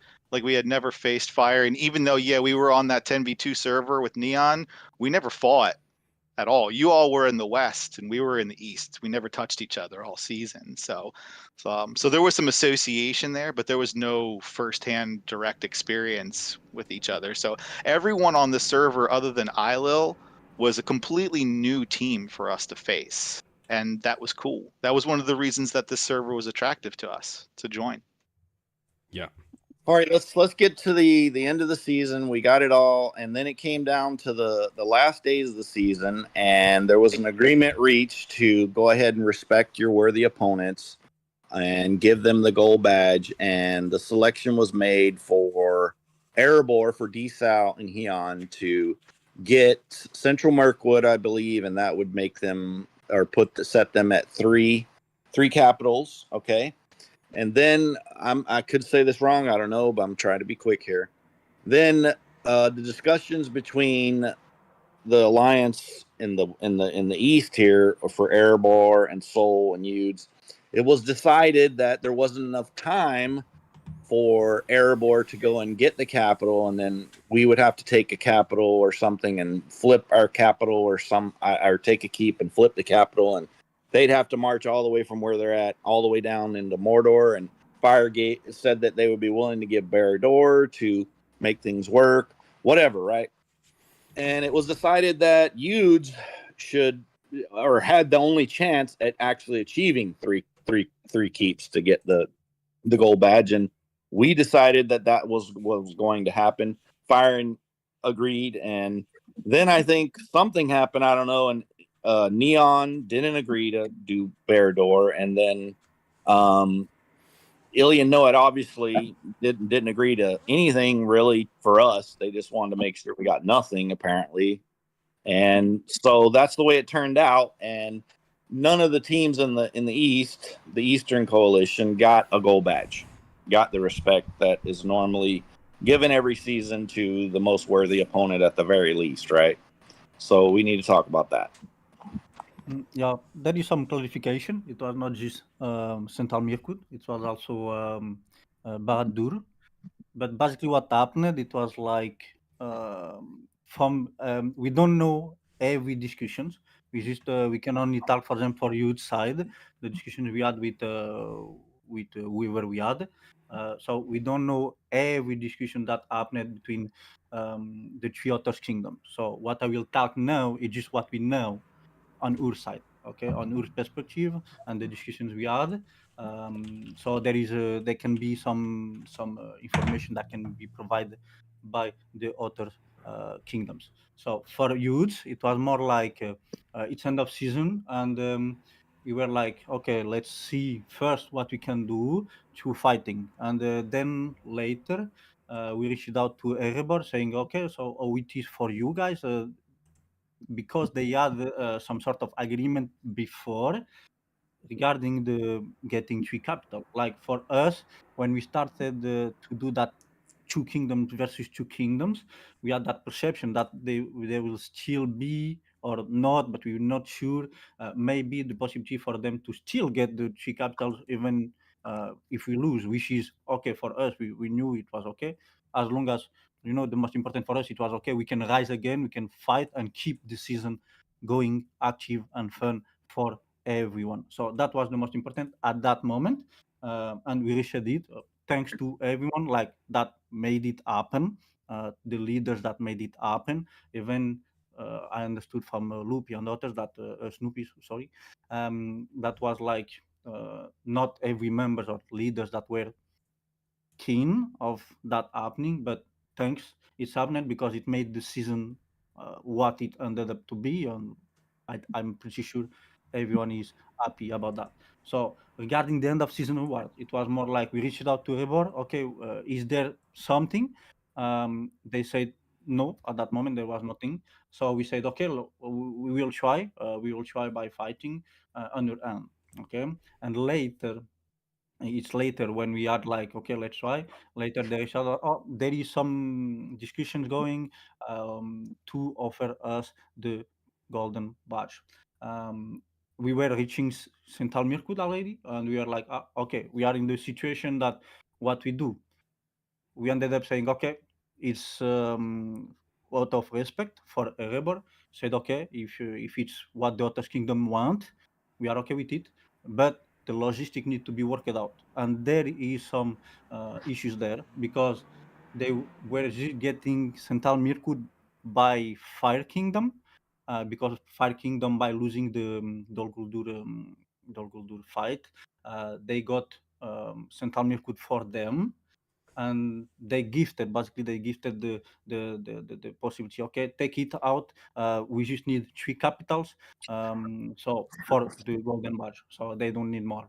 And then there was the issue that the author will be like Barad-dûr, and Erebor could not reach it in time. It was already too late for that because they will need to be all the way down to there to capture it. And it's when they said to us, "Oh, no, just try for you guys," and we talked. Fire give us the green light for CM and Barad-dûr, and then it's where there are some misunderstanding, or I don't even know how to call it. But from one side it was okay, from the neon side it was the no. So we asked it directly because we were kind of in discussion, and publicly we asked them directly, and the answer was no. Okay, and it's where we did not get the white, let's say it that way. And on your side it's so we perceive it, the respect we were expecting, not 100% sure, but we were expecting more respect, of like, okay, the overall season, we can give one of the Otter's Kingdom a golden badge. Let's give it. We fought for it. Erebor also fought for it, but it was too late when it was proposed. Um, I don't know. For us, it's like just disappointing in the end of the day. I will say just because we thought, okay, we will at least deserve it by the fight and to participate and help the server be kind of fun. We did not give up. We participate. We are also part of it, and we are just disappointed in the end of the day. I'm sure others will have some reason. Maybe we will hear. Maybe there is some questions that fellow will follow up asking about this, why it was negated one kingdom to get a golden badge, even if it's not important. For me, it's something I need to clarify. It's not important. It's just a principle. It's just principle values we should bring to the game, to the community, because we should not be there trying to um, put down other teams. We should always try to give maximum rewards out of respect. Just it's simple as that. Yep. Nothing else. Yep, totally agree. It's general etiquette, and it happens every server. Every real, like, respectful team, and there's many, right? Almost all of them. This is standard practice. Whoever the strongest, most worthy opponent that fought you and participated all season, if they don't win, you definitely go out of your way to reward them with a golden badge. It's just common freaking general etiquette. Can I speak? Can I speak? Go ahead, Papi. Yeah. So the way we're I'm not gonna say we're casual, but we're not as into it as some of the other teams. So we all work full-time jobs. We check in when we can. One day, the ring fight threw everything into chaos because we expected we would win. They didn't. Elements of Fire got mad. They started fighting Illy, trying to rally troops to take DG back from them. We were like, we agreed to a fight with them, and we lost fair and square by the rules of this ring fight. We're not going to engage in this. Why don't you explain the ring fight real quick? Because we didn't. It was going to be 120 versus 120, and Noad said, well, you guys took the ring to get the buff for the 5% troops, so we should get 3 more armies. So it was 123 versus 120. I see. And then we just marched at each other, and whoever had the most troops left won. And I had a terrible fight there. I used large units, which I don't use. I use guardians. That's what I always use. And everybody's like, oh, you got to use large units. And then the guy I hit had all, of course, had all T4 dwarves. I was like, Murphy's Law, So that was upsetting, but fair play. I lost. Were there reinforcements to clarify? No. No, they're only reinforcements if someone broke the rules. Got it. So they won fair and square based on the rules of the fight, which I wasn't involved in the building of the fight. So congrats to Illy and Noad for beating Fire and Neon for the ring. Yeah. It was fair and square how it went down, but others got mad, and then there's Fire won this whole season, they don't deserve this ring, this and that. However that plays out, they won the agreed upon ring fight, so they deserve it. Right? Gotcha. But then there was chaos amongst Fire, amongst Neon, people saying they don't deserve it, blah blah blah, we're gonna take it back. Interesting. Okay. I'm working, right? I'm like, all right, Discord's going crazy. I'm catching every other thing. This settles out a little bit, right? It settles down a little bit.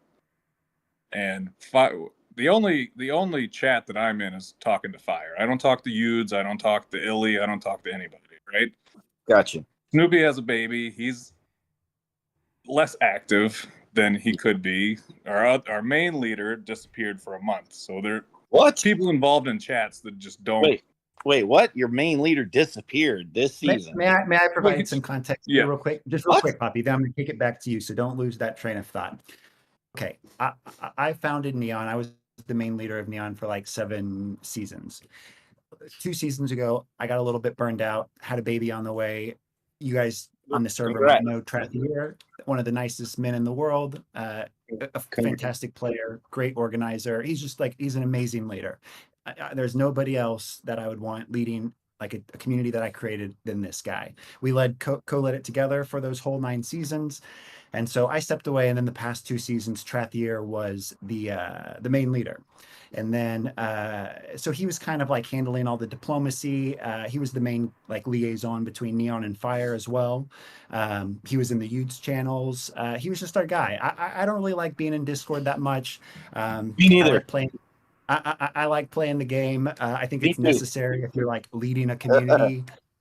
But sometimes, man, when I'm going through funks at work, especially, man, I just like disconnect from it. And that's the main reason, is because you can't have a main leader be somebody with my mind. right? So that's Yeah. kind of why I stepped aside and I just supported him and the officer group as kind of like a advisor, an old guy that played the game a lot, I guess, if you will. Yeah. And so Trav had some personal stuff come up, kind of like 3 weeks into the season. He had to step away very abruptly for a full month. So he was completely gone. And at that point, it was like, okay, so what do we do? Neon doesn't operate as kind of like a council. We've always operated with a strong executive. I feel strongly that teams can't have a council in this type of game, or it can't be a democracy. I mean, it can to an extent, but at the end of the day, you have to have somebody who's the executive at the top of the chain that has the final say and can advance positions. That was Trav. Trav I stepped away, volunteered. I said, I'll step back into the role that I did. I'm on paternity right now. I have some extra time, so like I can do it, no problem. For like 2 weeks, I did a pretty good job, felt like my old self. I communicate well with the community, or with our community. I was doing good in the discords. And then, man, I got busy at work and I kind of stepped away, and there was just a gap, honestly. There was a bit of a vacuum of leadership in Neon. And we had a couple of other guys who've been in our officer group for the entire time of Neon, including Orsai, who joined this season as well. And they stepped up into that position and they did a really good job because, I mean, I didn't give them a lot of direction. It wasn't like, hey, guys, I'm a little stressed, I'm going to step away. It's just like Snoopy didn't log in for 2 days. And like, that's kind of stressful. And now there needs to be a vacuum that, that needs to be filled. And so with all of that said, I think that some tensions were created between Neon and Fire with just a lack of communication, with some of that volatility that was happening around that period of time. And then I also think that meant that Neon wasn't as involved in some of these chats. So like Francis and I think Jax, you spoke before, Francis. You just gave a very like eloquent and thoughtful argument for why we should have done something that we didn't do. And that was probably an argument that was conveyed in these chats that we weren't super participatory in. I kind of had, I'm almost done. I promise I'll shut up in just a second. When I took over, I kind of had the mindset, erroneously, that Neon's like the B team to Fire here. Mind you, I came from Fire too. I played with those guys for like 7 seasons, so I have a lot of trust in them. And my mindset was like, man, I'm not super like engaged right now. I'm just going to follow their direction, and then I can communicate with my team like very effectively. I feel confident in that, but I don't like being in all this Discord stuff. So I'm just going to like kind of be quiet, take direction from Fire, and then we'll just like kind of follow their strategy. And then when it became time for this decision that we're talking about here, Fire, that wasn't communicated to Fire. It was unfair for me to assume that because it's putting all the responsibility on them. And they also didn't know that like that's what my mindset was. So they're just thinking like, where the fuck is and why are they not like participating in this?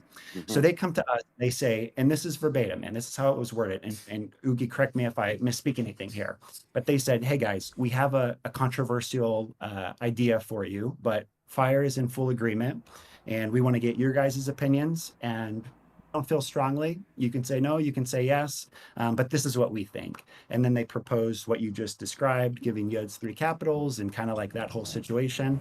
And we said, okay, so we took that back to our officer group and we just discussed as officers. And I want to mention too, when we started the season, going back to talking about like Yuds registering and all of that, and kind of like that scramble of like, oh shit, what are we going to do? I also mentioned, like, for my career, I work in comms and messaging. And so every single campaign, we always have a central message for like our team, like for kind of like our rallying cry for that season. This season, when Yuds joined, it was like David and Goliath. Every message that we put out to try to like motivate and inspire people was like, hey, we're going to be like the small guys that take down the big giants. Like that was the goal. I love Anything like, it wasn't like we hate Yuds and we don't want like, death to the billionaire. It wasn't like eat the rich. It was just like, this is the best team in the game. They joined our season, and like you have two messaging options at that point.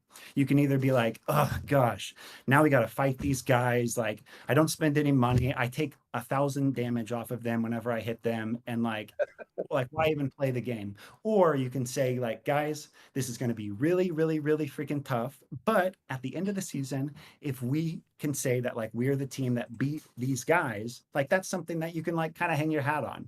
And you guys were coming off 4 rings in a row.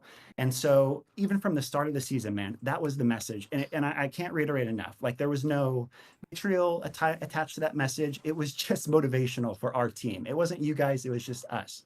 And so when Fire that decision, and I'm sorry I'm talking so long, but I do need to hop off. So I just want to provide the context because there was a lot of like conflict around this situation. So whenever Fire presented that to us, we presented that back to our team, and going back to like 100 different people, like there's a lot of different opinions, but essentially it just came down to a couple of things. Like some people didn't like that Yuds joined at the last second. Some people don't like that Yuds is just so strong. Some people had experiences where Yuds left them with the badge. And I know I'm not suggesting that you guys did that or ever do that like maliciously, but sometimes you're just sometimes you're the hammer and sometimes you're the nail. And when you're the nail, you remember that, and so that might have been their perspective, different perspectives from different people. But ultimately it was just like, even that server with Gods and Yuds, like we ended with the silver badge there. So our mindset was just like, man, it's part of the game. Sometimes you win, sometimes you don't win. But our team felt some type of way about giving away, leaving the server with the same reward, the same badge as like the Goliath that we worked so hard to beat. Like, why did we do all that? Now, on the counter end, I get your guys' perspective, the respect. Like, you guys deserved it, man. Like, you guys fought your asses off. You're the best team in the game. I can't say that enough. You're cool people. Like, you deserved it. But like, that's where we're coming from. And last thing I'll say, sorry, as far as defending the Capitol, there was no real organized effort from Neon. There was like 10 guys that were pretty jazzed up that were just like, hey, let's just go tile it. Like, we knew we couldn't stop you guys. It's not like we said no. We just said we're not gonna like give up, we're gonna like defend it, I guess is what we said. And there was like 5 to 10 people that like laid down a lot of tiles or whatever. But we really didn't have any organized effort until, and I'm sorry to name drop here, but it's important. But Vessi was quite like vitriolic in the chat. He inspired us. Ironically, if Vessi didn't say the things he said, we probably would have had no real like organized effort to defend it. But it wasn't until he started kind of like insulting the team and insulting players that really we rallied around that in the last like 24 hours. And we had like a kind of like a like high five to everybody. Like that was pretty cool, like a pride moment. And that's nothing to get, that's no disrespect to you guys. And I hope you don't take it that way because it wasn't meant that way. We'll take this conversation, this experience in the future for sure. And how we like manage these things. But I just want you guys to know that it wasn't, we hate Yuds. We don't want you to get your goals. You don't deserve the goal, the rewards or anything like that. It was more of just like how we messaged to the team and kind of like where the team was coming from and feeling there. So, well, it went from us telling Fire, oh, we'd rather Salheon get 3 capitals, not Yuds, and that was it. We didn't hear from anyone else. I go to bed, I wake up, and World Chat is just everybody shitting on Neon. Everybody's like, Neon's terrible leaders. They called us bootlickers. They called us simps for Fire. Fire was calling us simps for Noad, who we weren't even talking to. I don't know these people, right? Everybody, like, you talk about respect. We were completely disrespected. No one asked us personally, like, hey, it'd be really nice if we got these capitals. You guys played well. No, you guys are just the second fiddle to Fire. You're not worth anything. We don't even need to ask you if we need to take this, right? And we're nice guys. Like, you ask any of us, like, you want the shirt off my back? Sure, you can have it. But when there's people in the chat saying that there's going to be long-term consequences from this, it's like, all right, you want the shirt off my back, and if I don't give it to you, you're going to rip it off every day for a year? You better be fucking prepared to rip it off every goddamn day, because you're not getting it. Be nice. I love it. You know what? Everything that a Snoopy said, I actually believe him, and it tracks. So I accept this myself personally. I'm not speaking for the team. Myself, I accept it and I believe it. So thank you. There is 2 things. It's like all that Snoopy said, like I'm completely 100% on board. Like, and then you have Papi that say what he said, and I'm like, sorry, I don't agree, bro. Because one, we reached out individually and in public. The only chat, like we have 2 chats. We have one with Fire, one with Neon, and we have one with the whole kingdom together. I reached out personally. in both Francis, chats I'm so sorry. to I'm get so them. sorry. I No, have to wait, interrupt no, you real wait, quick. just let me I have to finish. leave. Got a baby. Let me finish. I've been I here for 2.5 started. hours. Let me finish, please. Look, Papi, fire. Sorry, you said we did not reach. We reach out to you guys personally, your personal chat of Neon, and also publicly in the chat where is Fire I need to and talk here Neon. because you kicked Sai out That's of it. the channel. That's You it. kicked Sai out of Yeah. the Discord. I'm sorry to interrupt, but you kicked Sai out of the Discord. He's the guy who was talking for Neon, and he was kicked from the Yud server. If Sai had not been kicked from the Yud server, we would have had Neon representation in the Discord, and we would have heard you guys. We didn't hear you because nobody was checking that channel. It was only me. I'm the only one who had access to the Yud's channel, and I was. It's not your fault. It's not your fault if one of the leaders actually behaved how he behaved, okay? And then there is others leaders. It's your responsibility as Neon leadership as a whole to be responsible for the diplomacy as a whole. If something is like pointing fingers at, oh, we did not reach out when we actually did, I cannot agree with this. I cannot accept this in no way. Okay, and then it's okay. We take out anyway the keep, but again, it was not just you. So I want to end up with that. It was not just Neon that did not accept, because in the other end, we have also Noad Ili that also were eager to not let us have the golden badge. So either way, we will not get it. Okay, either way, we do not get it, and we will not get it. It's just more a matter of principles and ethically correct, doing what is ethically correct, even if it's not the mass. It's like in governments, in the countries, like the mass, like the people that speak louder. Sometimes it's not like the majority. It's just the majority. It's the small group that speak louder, because the majority don't speak at all. They are like, yo, it's whatever, or But that's it. In the end of the day, it's just a game. We are like, we don't take anything personal. It's just like a matter of principle for me, and that's something like I have really difficulties to shallow personally, and it's like, yeah, you need to put yourself in the shoes of others, and it doesn't suit very well, But that's it. Why aren't you guys in the Rings of Power server tomorrow, starting at 8 UTC? Because you were there, and we were like, all right, rematch. The same thing's going to happen again. Yeah. What was that about? Was that just like scare tactics? Because it's like it's a little bit of bullying. Honestly, it's a little bit of bullying. It's a bit of what? Why did you register for the Rings of Power server starting tomorrow, other than to try to intimidate Neon as payback for what we did, or get our allies to not play with us? It was bullying. And then teams that were in there quit. You guys left at the last second. We stayed there. Like, I'll take my medicine, right? You mess with the bull, you get the horns. I'll take my medicine. Ask my doctor. I take my medicine. Then you have a proof.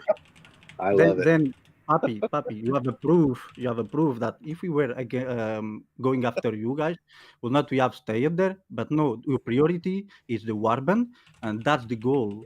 That's the goal. We will be seeking a good server, not chasing you or whoever else. Otherwise, Well, that's all that World Chat said. And that's all our players were saying. Like, oh, they're coming for us. People yes, like the thing is, you are leader. I am leader. It can happen. You and me. I don't know you personally. I don't know how many years or how many experience you have as a leader. But you and me should know, and we know that players will. They have this right because they are not the main leader of their warband. They have the right to say whatever they want. In the end of the day, should one player saying something is the representation of the whole warband or even the leadership? We know it's not. So we cannot point fingers at a team just because one player out of nowhere said something that you did not like, or you interpret in a different I mean, maybe I'm wrong, but it seems like Vessi is a fairly integral part of your team. And Fellow, as much as I like him, he stated this season will have long-lasting consequences. Like, these are threats to people, right? These are threats. These are threats that we see. Ultimately, they are not part of the council. For example, they are war council, which is different. I'm barely a part of the council. Our leaders left, and I was an active player, and I was like, let's keep this together, as Snoopy described. No, And that I talked to Jax up about you. this. I was like, we don't have a leader. I don't like leading, but something has Yeah. to happen. I think Exactly. if I can be like the devil's advocate here for both sides here, impartial, I think that both sides have points, okay, about what we're debating here. Number one, you in any situation, okay, period, there should not be toxicity from anybody on any team. Number one, it should not be allowed. And also, if it does happen, it can't be a representation of the whole team unless it's a constant. I mean, it never stops, right? Then, okay, leadership is willingly allowing this to happen. Number two, I believe what happened with jumping in or jumping out of your server was it was decided to join that server, and then it was decided to join a different server. So I'm not exactly sure. What's Yeah, going I mean, on? Are we that's still that's live? fine. That's fine. We were ready to face whatever consequence, but it's that there were people from that aren't even in this server who was like, "What have you done to piss off Yuds?" And it's like, I don't know what we did to Yuds. They don't even talk to us. Fire said they don't want to play with us anymore, and then they started shitting on us. Everybody's shitting on us in World Chat, and it's like, well, why did you give anybody anything? They're treating us like shit. But You know, What's going on? that's on us for our leadership. But from the perspective of the player who sees in World Chat and the vocal minority, as you said, the vocal minority, the squeaky wheel gets the grease, or it gets replaced. Either way, you know, we reacted because one, our ally didn't tell us that they gave you the okay to take anything. That never got communicated to us, and the only channel we have for any diplomacy in the game. And then you wake up and they're saying that we've been allied with no ad this whole time. We don't even know them, dude. We're a small team that, you know, is not 100% engaged. And I believe you, and I believe what Snoopy said, as I said before. I actually believe everything he said, and it tracks. It makes total sense. Here's what I'll say, though, okay? You guys are new to NRP or a newer team. What'd you say, 7 seasons or something? Or in general? And it Eight, kind yeah, of this is our 8th. Okay, so you're dealing with a lot of times like a Udes or any of these other teams out there, Order, Toby, Lame, you know, Honk, Bear, whatever. These teams have been around forever, right? And we all have a general etiquette and a general understanding that, well, like I was saying before, you fight whoever the strongest worthy opponent is going to get the gold badge. It's just standard practice. It happens every season pretty much. And there's sometimes once in a while somebody doesn't get that for whatever reason, but generally 90% of the time, this is how things work in NRP. All right. This is how it works. You definitely reward that. I understand you guys are new, but that's general standard practice. And I understand some of the I understand that you're the most powerful team in the game, but you don't own the game and you don't make the rules, right? No you one can't say that this is how it's done and this is how it's supposed to be done. It's not said. You don't show us any respect. We stop our players from flaming in World Chat. So it happens, but we say, hey, stop, be nice, rightly be respectful. So. Of course. Right? Yes. It's an onslaught from everyone against us, right? Well, and there's you have a hubris because the first fort I saw from Francis was called Say My Name. Many other forts are called Merit Farm. You called the entire server a Merit Farm in the beginning, right? Yeah. So there is a hubris there, and it does feel nice. Yeah, things get. It does feel nice to end it. I agree. Things get nice. People say shit in World Chat. Both sides are guilty. People have stupid whatever fort names or blah blah blah. Yeah, all that happens. You're never going to get rid of it totally. That's your leader. That's your leader that made that fort name. That's Francis. He's here right now. I'm not disagreeing. I'm saying it happens on both sides. This heated moments during a season. It's an emotional moment. Whatever. It's an emotional fort name in that moment. Someone's heated. It happens. I'm not making excuses for it. I disagree with the practice. All right. I'm with you. Yeah. I'm with you. Yeah. And I'm it's just a trying constant fight for me to keep people respectful, right? Absolutely. I'm totally on board with you. For you guys, it's like Uncle Ben and Spider-Man. With great power comes great responsibility. Right? totally 100% agree. It's so easy to hate you guys, and if you're gonna be a dick in world chat, people are really gonna hate you. I'm with you, as I It's said. hate us. It's hate us because you ain't us. I'm and totally then the with root of it is fear and jealousy. It's nothing about you guys. You're good people individually, right? Yeah, I'm totally with you. So that's It's just what it is, man. Emotional moments in time, a kind of a microcosm of whatever, right? It's not the whole thing, it's just that moment, right? But I'm with you. The other thing that I'm trying to convey to you and anybody else, it's not about us or anyone being some kind of leader or setting any rules. This is the rules that are in place. We follow those rules, all right? It's like law, I guess, to some degree. It's not ones we wrote, it's not ones we created. Everyone did. It just kind of played out that way that whenever you play. Dash and Rad fought all season. Why shouldn't they get 3 caps? Well, that's another thing, because there's whatever 10 You're teams, better. right? You're better than them. You're not better than them, so you deserve more than them. It's not right, man. Not every team is going to get rewards. It's impossible because of the way the game's structured, right? You can't give everyone rewards. Is there going to be smaller teams that don't get anything sometimes in season? Absolutely, because there's only so many gold badges to go around, right? I mean, yeah, but if reality. you guys are worried about rewards, I feel like you guys getting an extra 300 gems. That's like fellow like. No. It's not. It's healing not his troops one time. That's no. That's a drop in a bucket. No. Now here's where you're wrong. It's nothing to do, for the most part. I can tell you 100%. It's not the gold badge itself, because that means nothing, and there's nothing there that you get. The rewards are a joke. We can all agree on that, right? Yeah. It's the respect, homeboy. It's the respect for the participation, for fighting all season, for making a fun. It's respect, and it's shared commonly, generally, in every season amongst all these OG teams that have been here from day one. We give each other respect. You give respect to get respect. Okay, where was the respect shown to Neon in this situation? What do you mean? What did we get by being told that we're not only licking the boots of our ally, we're licking the boots of the people who just beat us in the ring fight? Oh, I don't know. We're not licking anybody's boots, and that's what we were saying there. Fire tried to get us to merge with them. They tried to end Neon, take our top players, and then they got upset that we wouldn't merge with them, and they didn't tell us. They told you that you could have a capital. We had no idea what was going. So it was kind of a fuck you to you guys, and it was a fuck you to Fire. Okay, Jax, if I tell can, me, tell me when you're done so I can answer. Yeah, Jax, if I may speak, please. Like, absolutely. And maybe after we can have fellow, like, moving on to another subject, because we will just be going around now. We can have like different opinions, and we can think differently, and it's all right. It's okay, guys. Okay.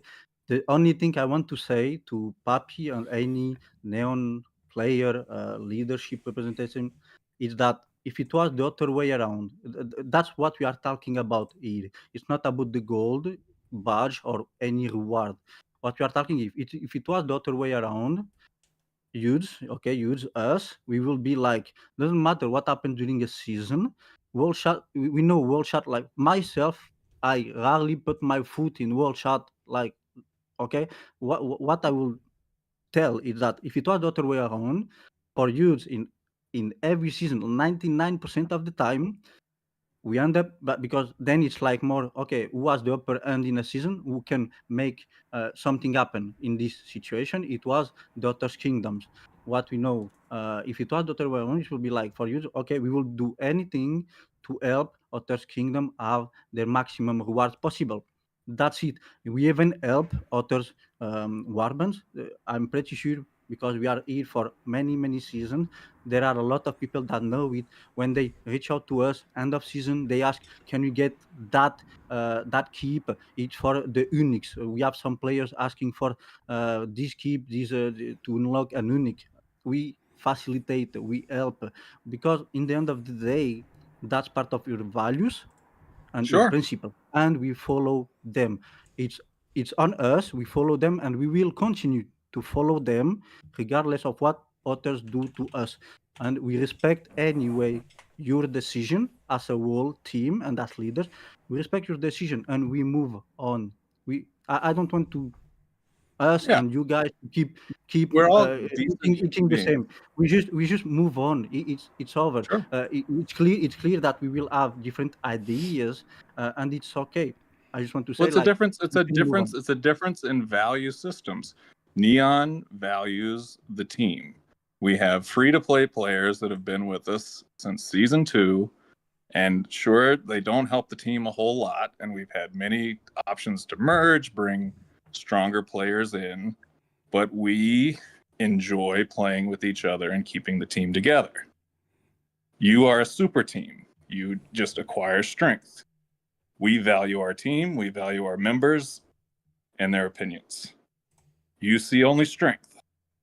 So there's a fundamental Of course, difference of in course. values. Yeah, of course.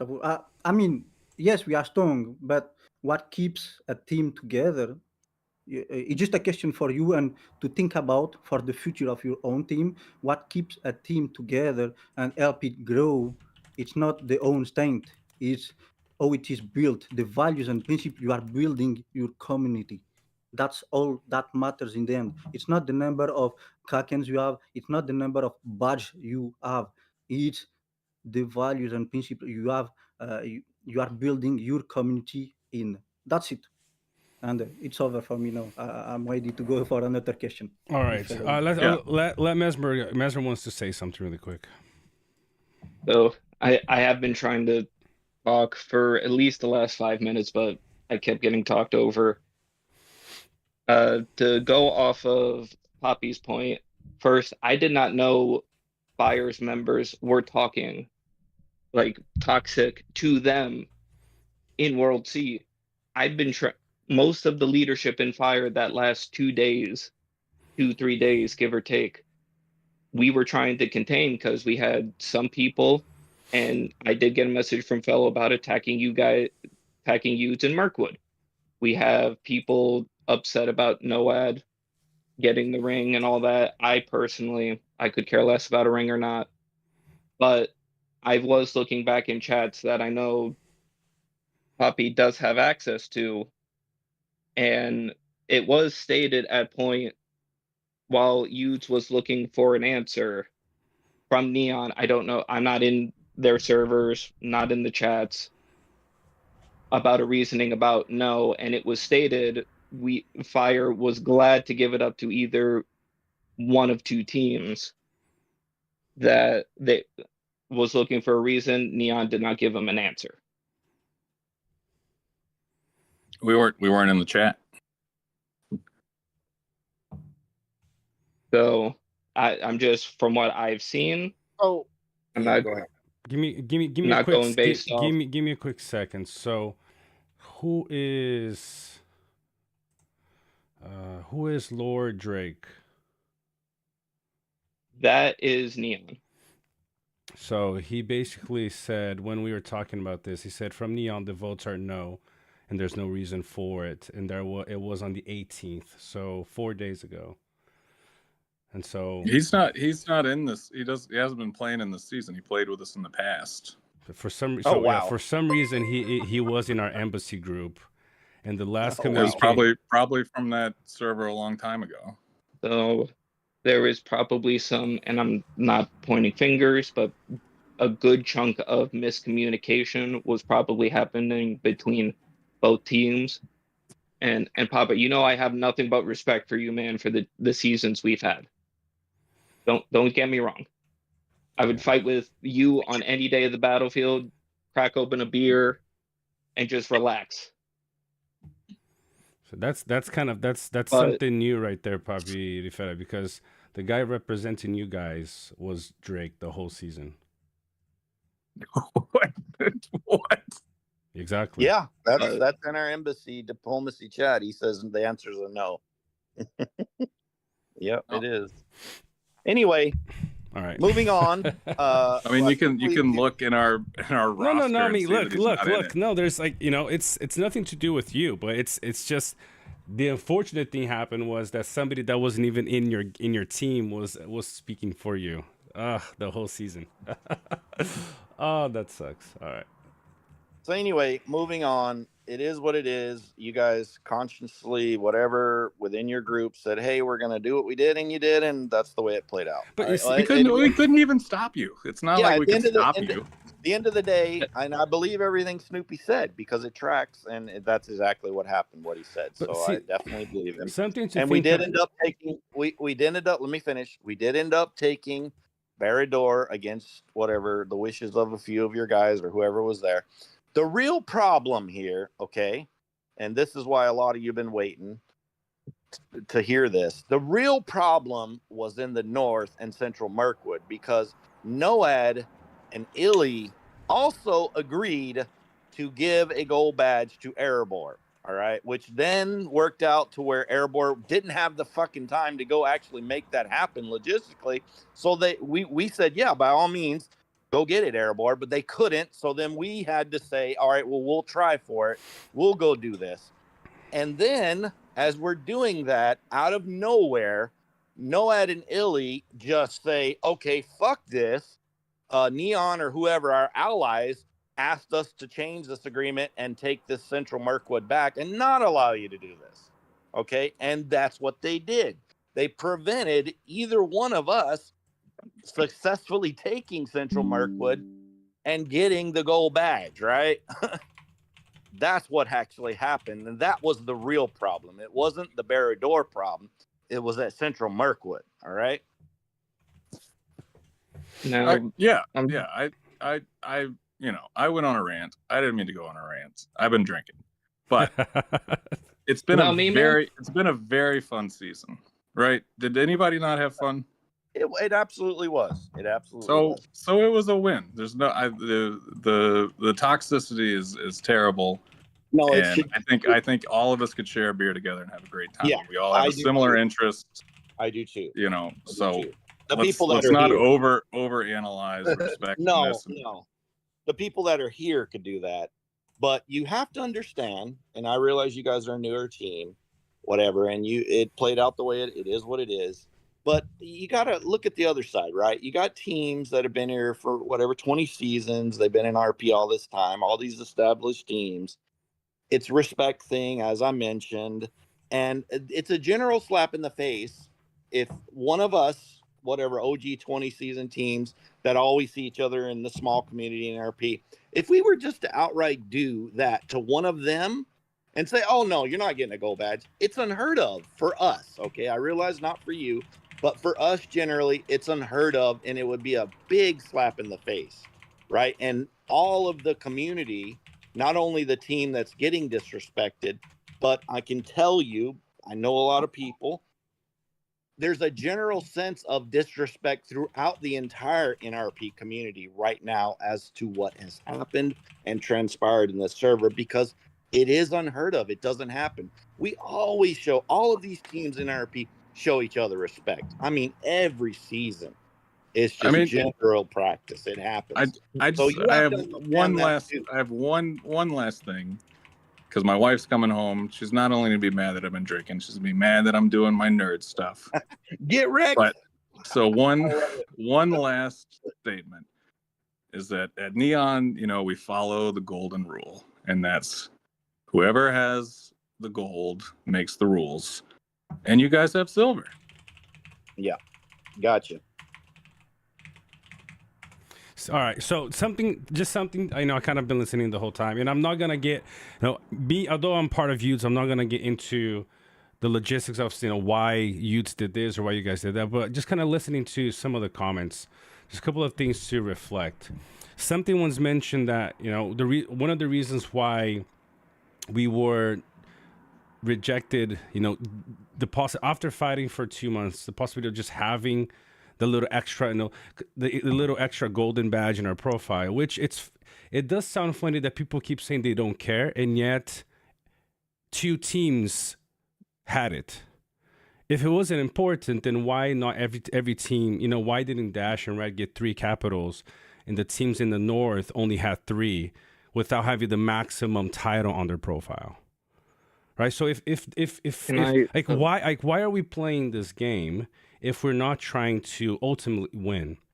Who plays basketball who puts 20 hours a day into playing basketball or football or anything, say, look, I'm just doing it for the fun. I actually don't care what happens, but in the between really matters. How we do things really matter. And so it's something for us to reflect. It's every team says they don't care about the ring, and yet why do we care if a team then came in hidden? If it doesn't matter, if you're not trying to play to win, then it really doesn't matter what people do if that's the case, right? And so the other, go ahead, Mesmer, go ahead. I kind of piggyback off what you were saying for just a few seconds.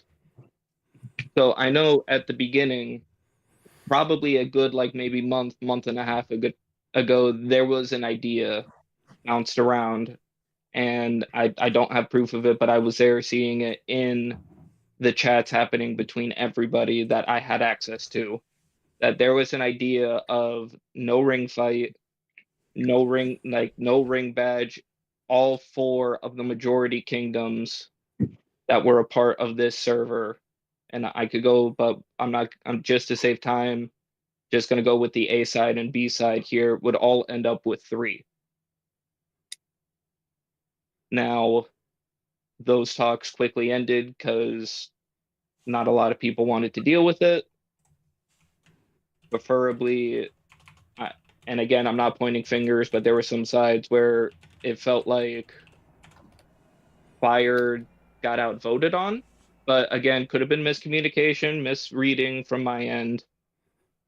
But there was an idea popping around of 3 for each of the majority kingdoms. Now, for the Dash and Wog, they would have probably have been what they're currently at, just the 1 cap, if we had this idea possible, or they might not have ended up with the cap at all. I don't really know for sure.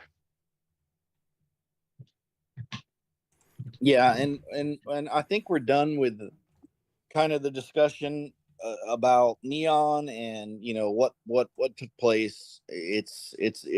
We've kind of touched upon everything. What we need to get to finish this stream up is Noed and Illy, and then that'll kind of explain everything. Give me a second. So just a bit ago, I mentioned about Lord Drake being in the embassy group, which correct if I'm wrong, Papirifera, did you know that he was there? From what I understand, he came in to try to set up a server going into the next season here at the end, and reached out to multiple teams. So I'm fairly certain he wasn't involved at all during the season. Okay. And might have just shown up here in the last 2 days talking about next season. Okay, so just to kind of correct something, if I said something wrong, I said earlier that he represented your team in the embassy and nobody knew, and he reached out to me in a DM saying, hey, and he shared a couple of screenshots of his conversation with Turgon, talking about conversations related to Neon and him. So I want to kind of make sure that I'm not saying anything wrong. Yeah, no, Okay. he's Neon through and through. He didn't play this season and hasn't been involved in this season, and came in because of the leadership vacuum we had to try to help. Yeah, so I said I'll correct it just in case. Yeah. All right, cool. All right, Drake. Hopefully that solves anything that I said that was wrong, brother. If anything, let me know. I want to make sure I'm not saying things that are wrong. But look, let's just to finalize on this topic. We'll get to the whole Central Mirkwood situation, and then we'll close. I also heard the other thing that I heard that I was kind of thinking about. Demon Goddess, she said, a fellow's just listening in, what's going on, and I was just pondering on everybody's comments, and one thing that did strike to me was. So maybe it was mentioned that this was one of the things that kind of motivated the team to stop us from trying to get to Baradur, and that was some comments made by Vessi and things like that, right? And at the same time, I heard people getting upset by regular players going in World Chat talking bad about other teams. And I just see how that can get so tangled up and then people can make decisions based off people's comments. You know, like who are talking about Noad and Fire and Illo in world chat? You know, was this leaders representing their team saying, "Oh, we're gonna do this to you, or you guys are this, or you guys are that," because it's like everybody has been. World chat is always chaos, you know. And so if we always take kind of like I understand what Francis' point was when he said, you know, like players don't, if they're not speaking for the team, they're just people playing the game, and they're gonna say dumb things. They're gonna be, you know, frustrated with things here and there. Yeah, but it shouldn't happen. It shouldn't happen, and we're in the wrong for whatever happened. Guy mentioned Vesey. Vesey's a great guy, all right, but it shouldn't happen. Period.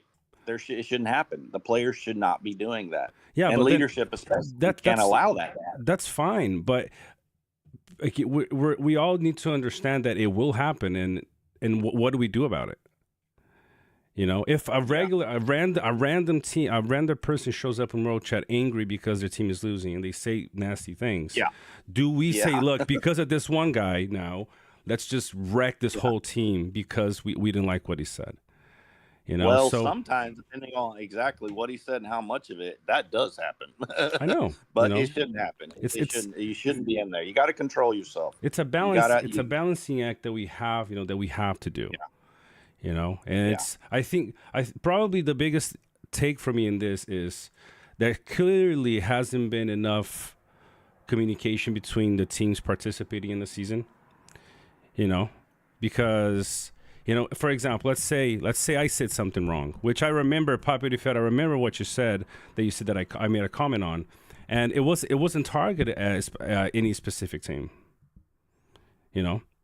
And so, but there is lasting consequences of our actions, right? The same way that, you know, let's use this example. Let's say whatever I said, which was in World Chat, I said, you know, actions have long-lasting consequences, and it's true. Now, let's say, you know, let's say you saw that. You're like, "Oh, fellow is threatening us," which I didn't threaten Noah or Neon, by the way. But let's say I did. And then you take that as the catalyst to then let's destroy youths, you know, and then we just go in this, you know, round and around circle, and never gets through. So I just hope, you know. But let's say, for example, you guys saw that comment, say like, why is fellow saying this? Is he part of your leadership? Are you guys planning on doing this to us in the future because of the way the season is going? You know, clear communication is probably one of the best things that we can do. That's probably the biggest takeaway from me for having you guys on here. Masmer, I think you wanted to say something. Oh yeah, go ahead. All right, let's step away for a second if anything was mentioned for Fire. No, we're just, I was just kind of sharing a couple of points that I was thinking of. Yeah, we're just talking about people talking shit in World Chat, which shouldn't happen. Period. Now, I can agree with that, and then go ahead. Well, and then I can mention, I think I mentioned it, that I was basically on damage control those last like 2 days. If anything from Fire was said, I'm gonna personally apologize for not seeing it. But I should have seen it, but then with all the people, and you can see by the pins on there that some are in Mirkwood, some are there fighting Noed and Ilio.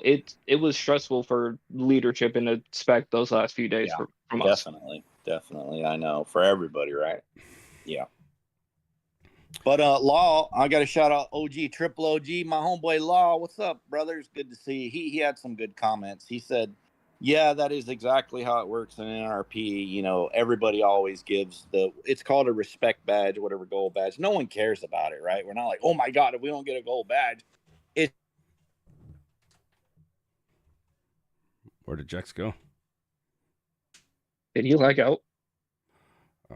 He can't hear him. Maybe his phone died or something. Let's give him a few seconds here.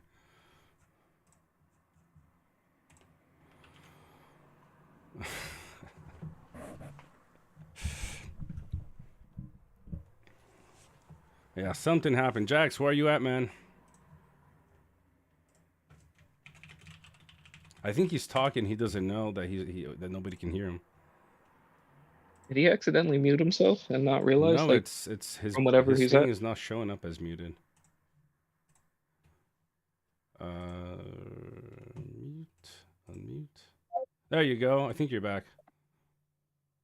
No, the internet's going out, so I gotta switch to my phone real quick. Gotcha. Fuck my life, bro. I don't know what's going on, bro. But yeah, I was just saying, shout out to Law, and he just was basically, saying that's exactly how it works. In NRP, everybody just gives people the respect badges to the strongest worthy opponent that participated, that was honorable. Yeah. So that's all. Yeah. But it's also a learning curve for us, though. It's good that Papi Feta came with his comments because, it does. I mean, nobody's perfect. The same way that we're asking questions about people's, actions, then we also are able to be held accountable for our own actions. So. Yeah. Because in the end of the day, I think Jack says this all the time. He says, we're a small community, and we're trying to. We should be trying to build it together instead of building it apart, because we're not the greatest, the biggest community in the world. So yeah, that's what makes what Noad and Illy did that much more puzzling. Like, what are you doing? You guys know the rules, right? You guys know, like, this isn't our rules. This is everybody's rules. This is the way it works, right? And they just chose to basically say "fuck you," right? That's basically what Noad and Illy said. They were just like, "All right, we don't care. Fuck you." So, because of that, because of them consciously choosing, after agreeing to say, "Of course, we're going to give the respect badge, whatever," and then consciously choosing to say, "No, we're not going to do that now," in the very last day, in the very last hours, they chose to come in and take the freaking keep back to prevent a worthy opponent from getting the respect badge. And that is just unacceptable, right? There are consequences for that, because you already know the rules. You already know what time it is.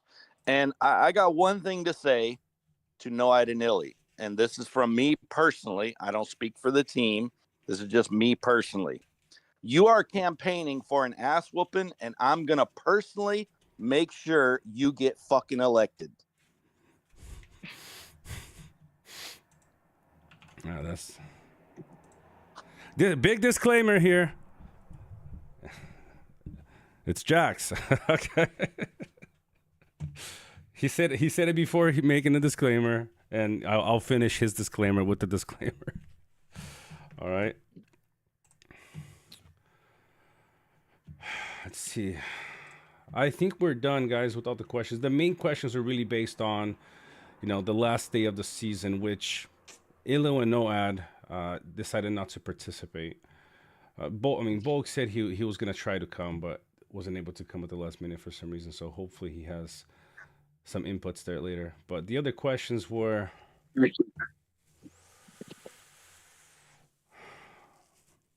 I do have, just kind of a curiosity, Mesmer and Papi Feta, if you guys know the answer to this.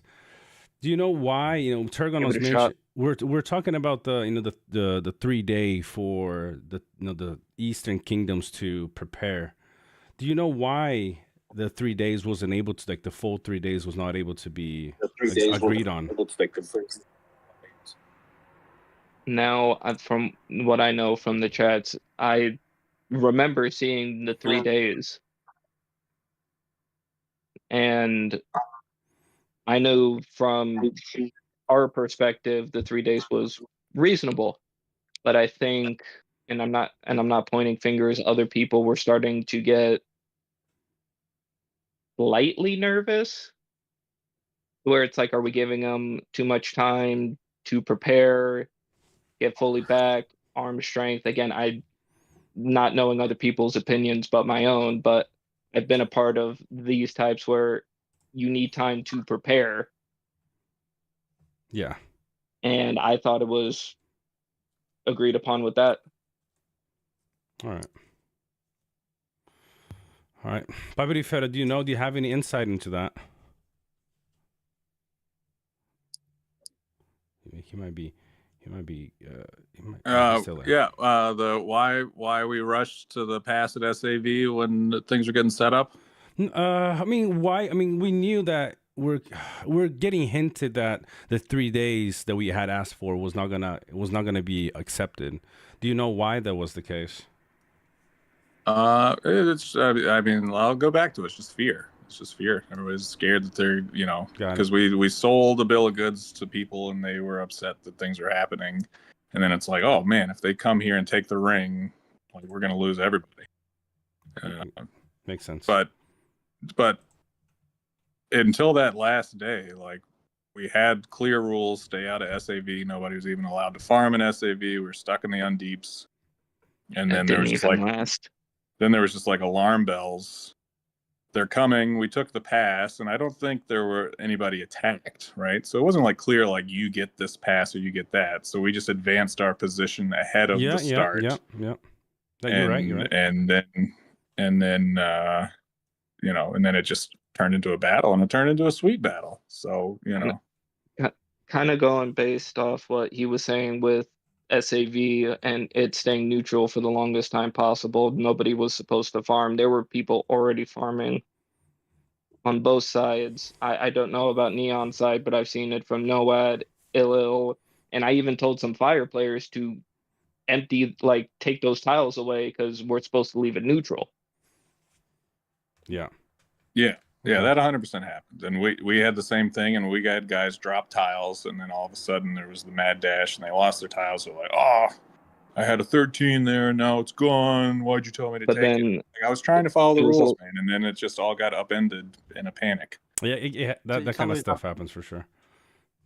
It's always happen like it's even when you do siege to a keep, there is one random that send and like everyone else will send after, It's like there is always this kind of follow up without even questioning anything. And yeah, it's happened, and I can understand that for sure about this part. Something I want to just to mention. Yeah, just something I want to mention is like maybe you guys don't know, but and everybody can confirm. We told them like if we can reach that side, for them to take the Dolguldur actually, like for them to take the ring badge if they could. It was really like that on your side, so it was not about ring. Just to put this here because Papi mentioned it. Oh, if they get the Dolguldur, it's over. But it was not even in your plan. We had the internal plans with everybody. It was like if we get there, for them to take it and like help in this 2v2 balance. That's it. I'll tell you guys what. If ever we fight again and I'm in a position to give you a gold badge, I will 100% do it, but I don't see that as being the case. Sounds good, man. I think that's a good finishing to a good way to finish, because the idea to bring everybody in, even at least the attempt was to even Alio and Noad, if they had come, the idea is just to understand people's point of view. And I think we all did. I mean, I feel like I've reached at least some questions that I had. How do you feel, Jax?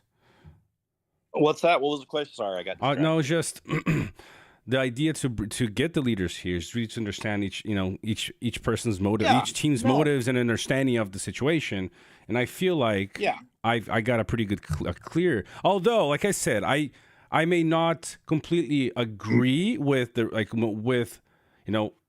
I gave a whole reasoning about it, just barely, about if a person's comment motivates, if I see a Noad player say something, and then that triggers me to say then a reaction based on that.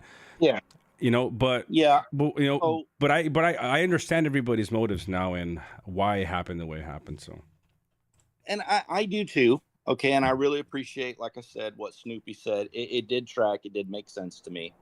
It really did, right? And I don't understand Noad and Illy, and I don't think there is an answer to do what they did in the last, hour of the season, go take a keep to prevent somebody from getting a respect badge, right? There's really no, I don't care what you tell me, I'm not going to accept that. I just can't, because it's just not the way it works, man. I'm sorry. And you know that, right? You already know that. You've been here all this time, like all these other teams have been in NRP all these 20 seasons, 16, whatever it is, right?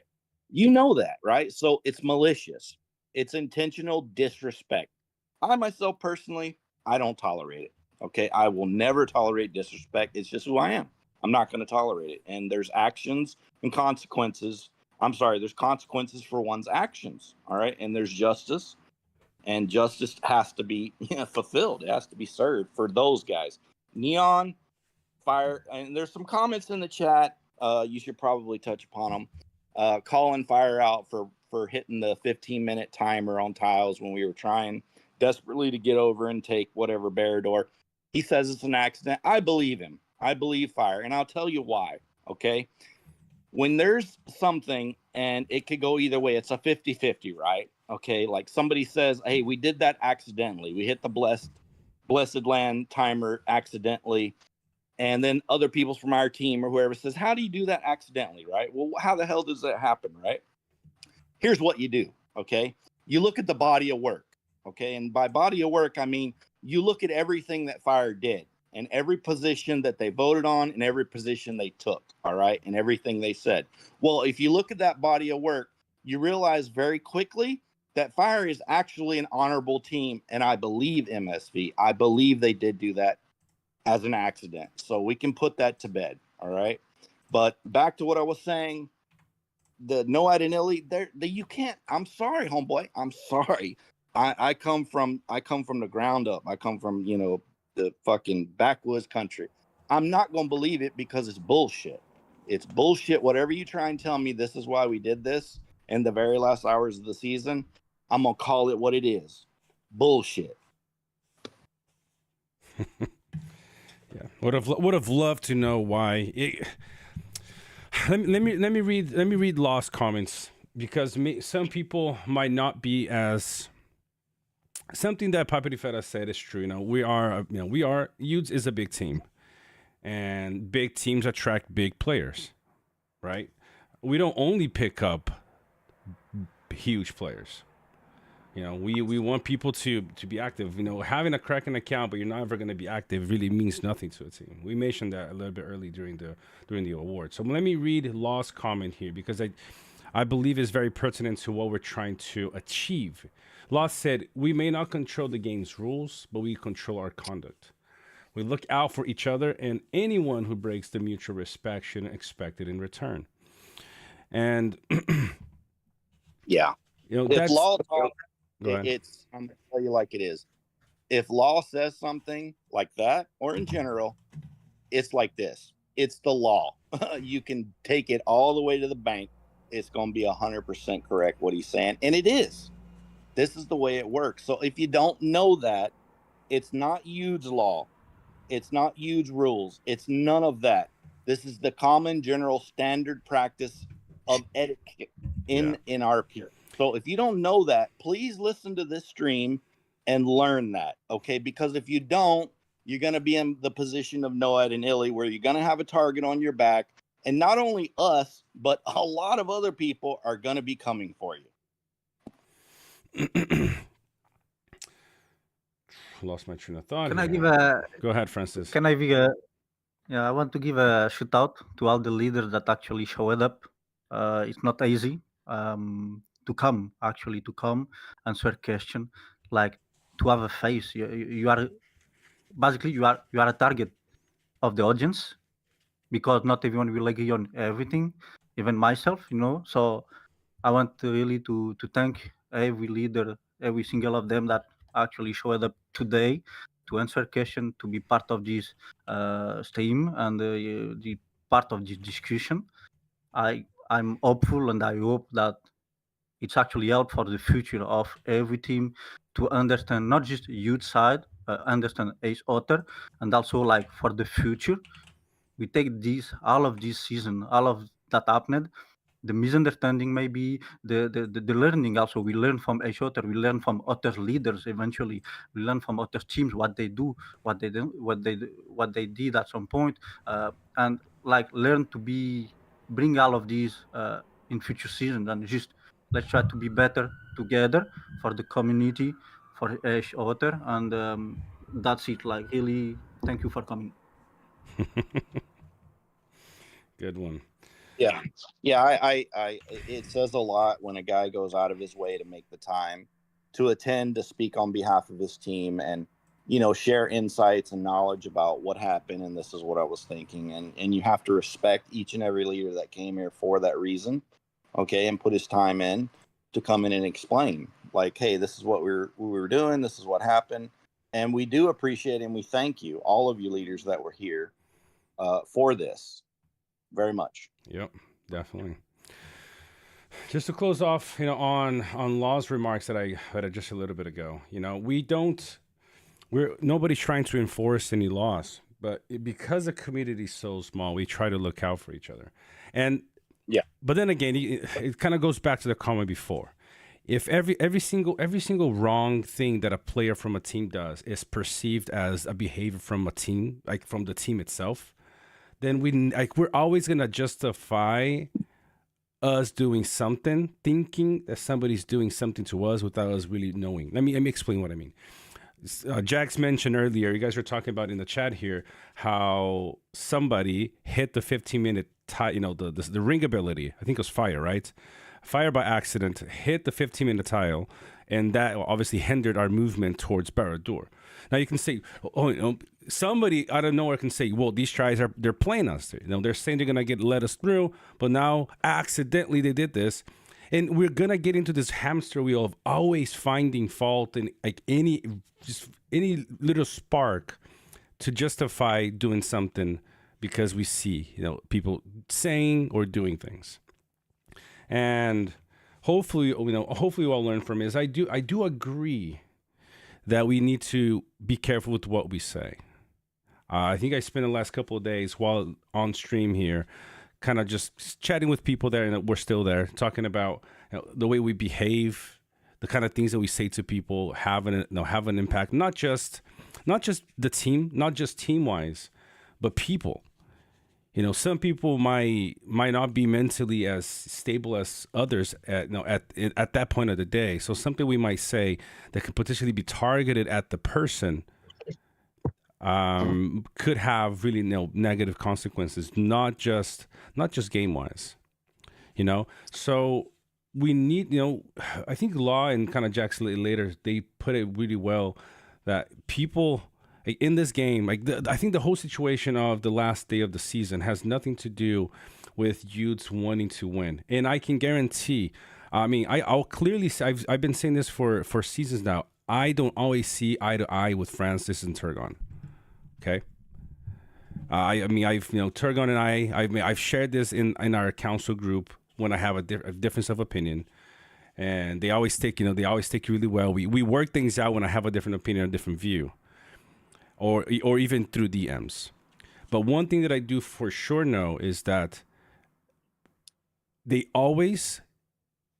There has been an instance, like even for instance, 99% of the time, there was a team that didn't get the gold badge that they wanted because they completely went AFK for the whole 60 days and then asked for capitals when they didn't even play the season. But other than that, looking back the last 4 or 5 seasons with Utes, we've always worked to get people as maximum rewards as we could. Now, if you got proof, that we didn't do that, then send it over. Then I'll correct the same way Lord Drake DM'd me just now saying that I was wrong, which is fine. I'll correct myself. But yeah, you always go out of your way to like make sure the strongest worthy opponent has the respect badge. It's just, it happens every season. Yeah. So it's I think just let's build that together a little bit. Just continue building that on. And my biggest takeaway here is it clearly seems that there wasn't enough communication between, and I'm not saying it's somebody's specific fault, but just kind of us talking to each other like, oh, I didn't know this was going on. I didn't know that happened. And so clearly there was not full communication between all teams when some decisions were about to get made. So hopefully we can we'll move ahead, just like Francis said. We're all learning, and huge respect for you guys. We've been here how long? 3 hours and 8 minutes. My biggest live stream in the last few weeks. So shout out to Patman here. Shout out to you, Jax. So, Patman, I know you've been kind of busy there, brother. You have any closing remarks you want to give? I literally just hopped back in maybe 30 seconds ago, there so I'm not go. even sure where the conversation landed. Just any closing remarks and any, any personal feelings, things you want to kind of get it out there before we close. I think it's just a game, guys. Like I think everybody did what they could. Everybody did their best. And yeah, I agree with what you said. That like, you don't always agree with the decisions that are made, but decisions are made, through whatever lens that you have. Like everyone just does the best that they can because, especially in seasons like this, like there's kind of an underlying feeling of paranoia that exists, and so like you're trying to work, directly with other people, but like people think something about you, or they think this about you or that about you, and whether it's true or not, like you just always have to deal with people's presuppositions, and so I don't know how the season could have turned out better at the end of the day. I don't personally care if we got gold or not. I know some people care. I do understand the whole respect thing, but it is what it is, Yep. I appreciate it, brother. I mean, let's read a couple of comments here in the chat, and then we'll give the floor to then Mesmer and Papiri Fera. Yeah, they're still here. And then if Francis wants to give an extra shout out. So we got a comment here from Scar. I believe it's Our Lady Scar from Aces. Scar, let me know if I'm wrong here. Want to read it out loud, Jax? We fought them last season, yeah. Yep. And some of their players are in NOAD now. Yeah, you read it, yeah. All right, here we go. So she said, speaking from Aces, and she was leading Aces that season, even after a rough final season. Last season. Exactly. Even after a rough final season, Utes did agree for us to keep 3 caps at the end of season last season. There you go. Yeah. So we tried, but then I actually no, it was good, guys. Overall, for me, it was a great stream. I hope we can do this for future streams as well. Papa Di Fer, any last comments, brother? Yeah. It's just love for you guys, love for the game. I'm addicted.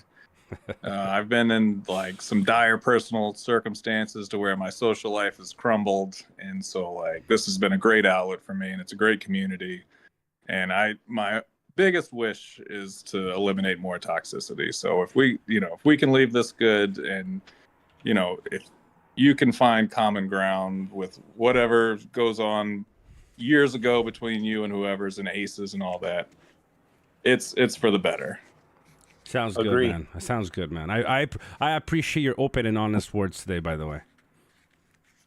I can't help it, and that's why I always tell everybody I shouldn't be a leader, is because I'm too emotional. And I went into this, I'm going to be nice. I'm not going to say anything controversial, and then there I go. But that's me. I'm an open book. I can't stop myself. So all love to all you. I'm so much more worse than you when I was a leader way back in like season 1 and 2. Oh my God, bro. I'm so much worse, bro. I was like, fuck all this shit. It's just fucking anarchy, chaos. I don't give a fuck. We're killing everybody. I'm so bad at that. Oh my God. Mesmer, floor is yours, brother. I mean, final remarks. Just again, love for everybody. Especially got to give Papa some love for hanging out with him for 2 seasons. I'm still waiting for that question I asked you earlier about splitting a beer with you on the battlefield, but you didn't give me yet. Yeah. But love for you guys. You guys gave an amazing season. I wish it turned out better at the end, but man can wish, but it is what it is. You know what, though? I mean, I'll speak this for myself. I'm not going to speak for you as I have in the whole stream. This gives me a bit, at least on your guys, the people we've been talking to today, it does give me a bit of a, what do you call it, closure, because the feeling wasn't so much as, man, we could have gone that, that 3rd capital and the badge.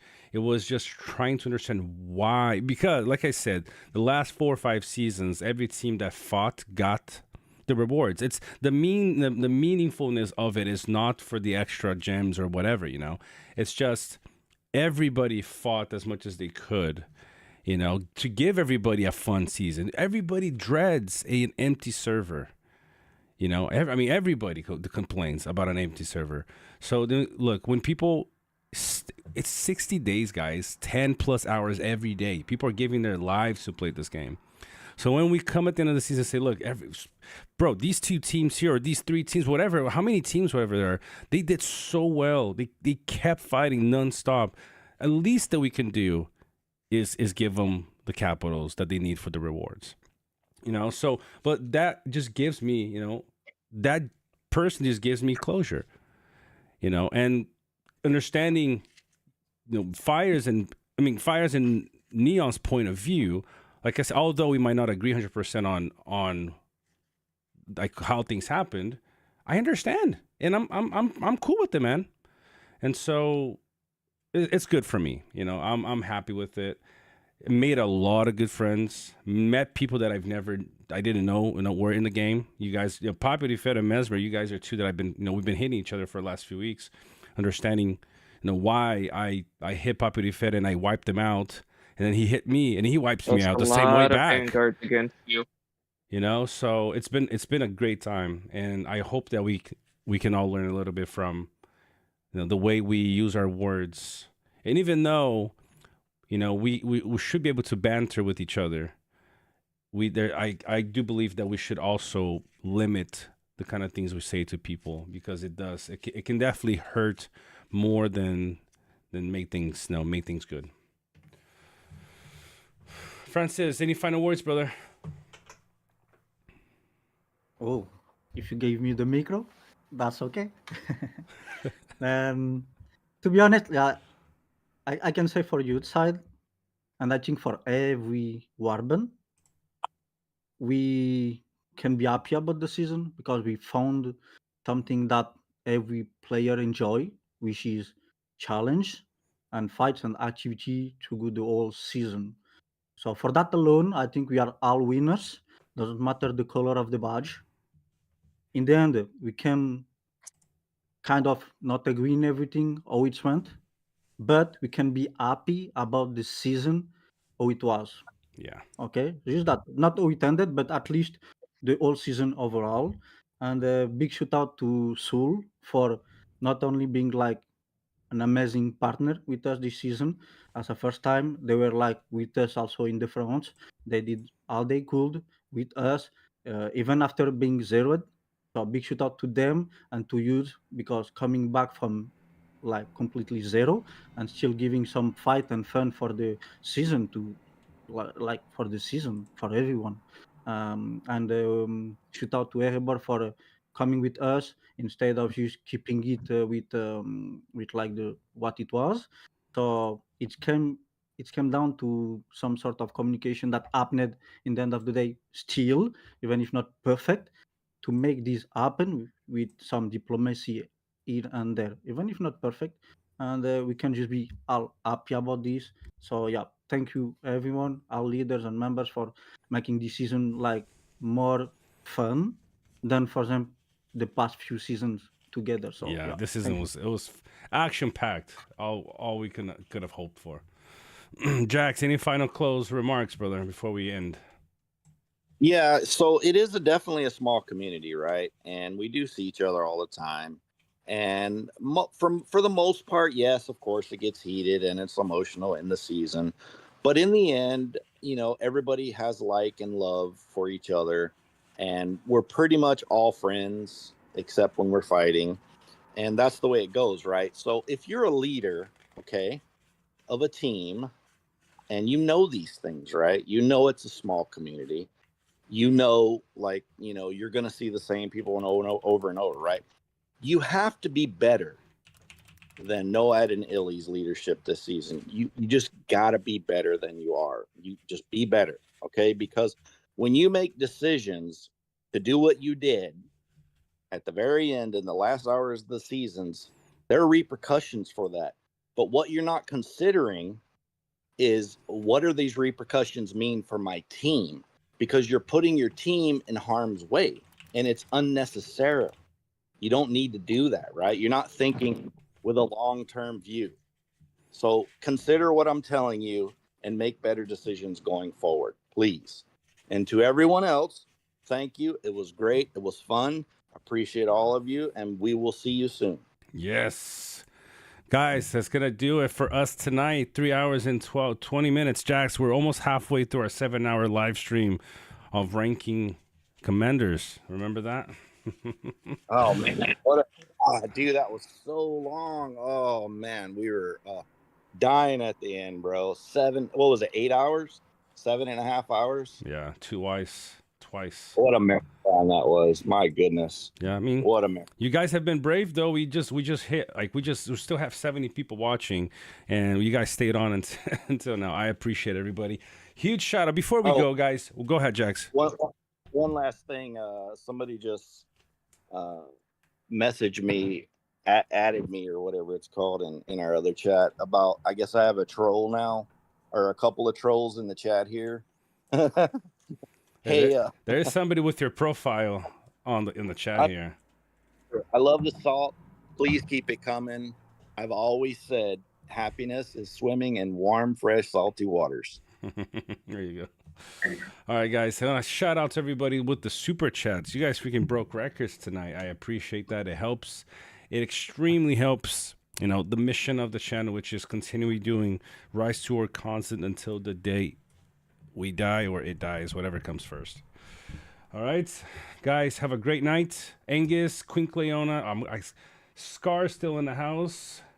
You too, Scar. Thanks for the entertainment. Oh, we're gonna be doing probably shorts and shorter videos of you guys for you guys to watch this later.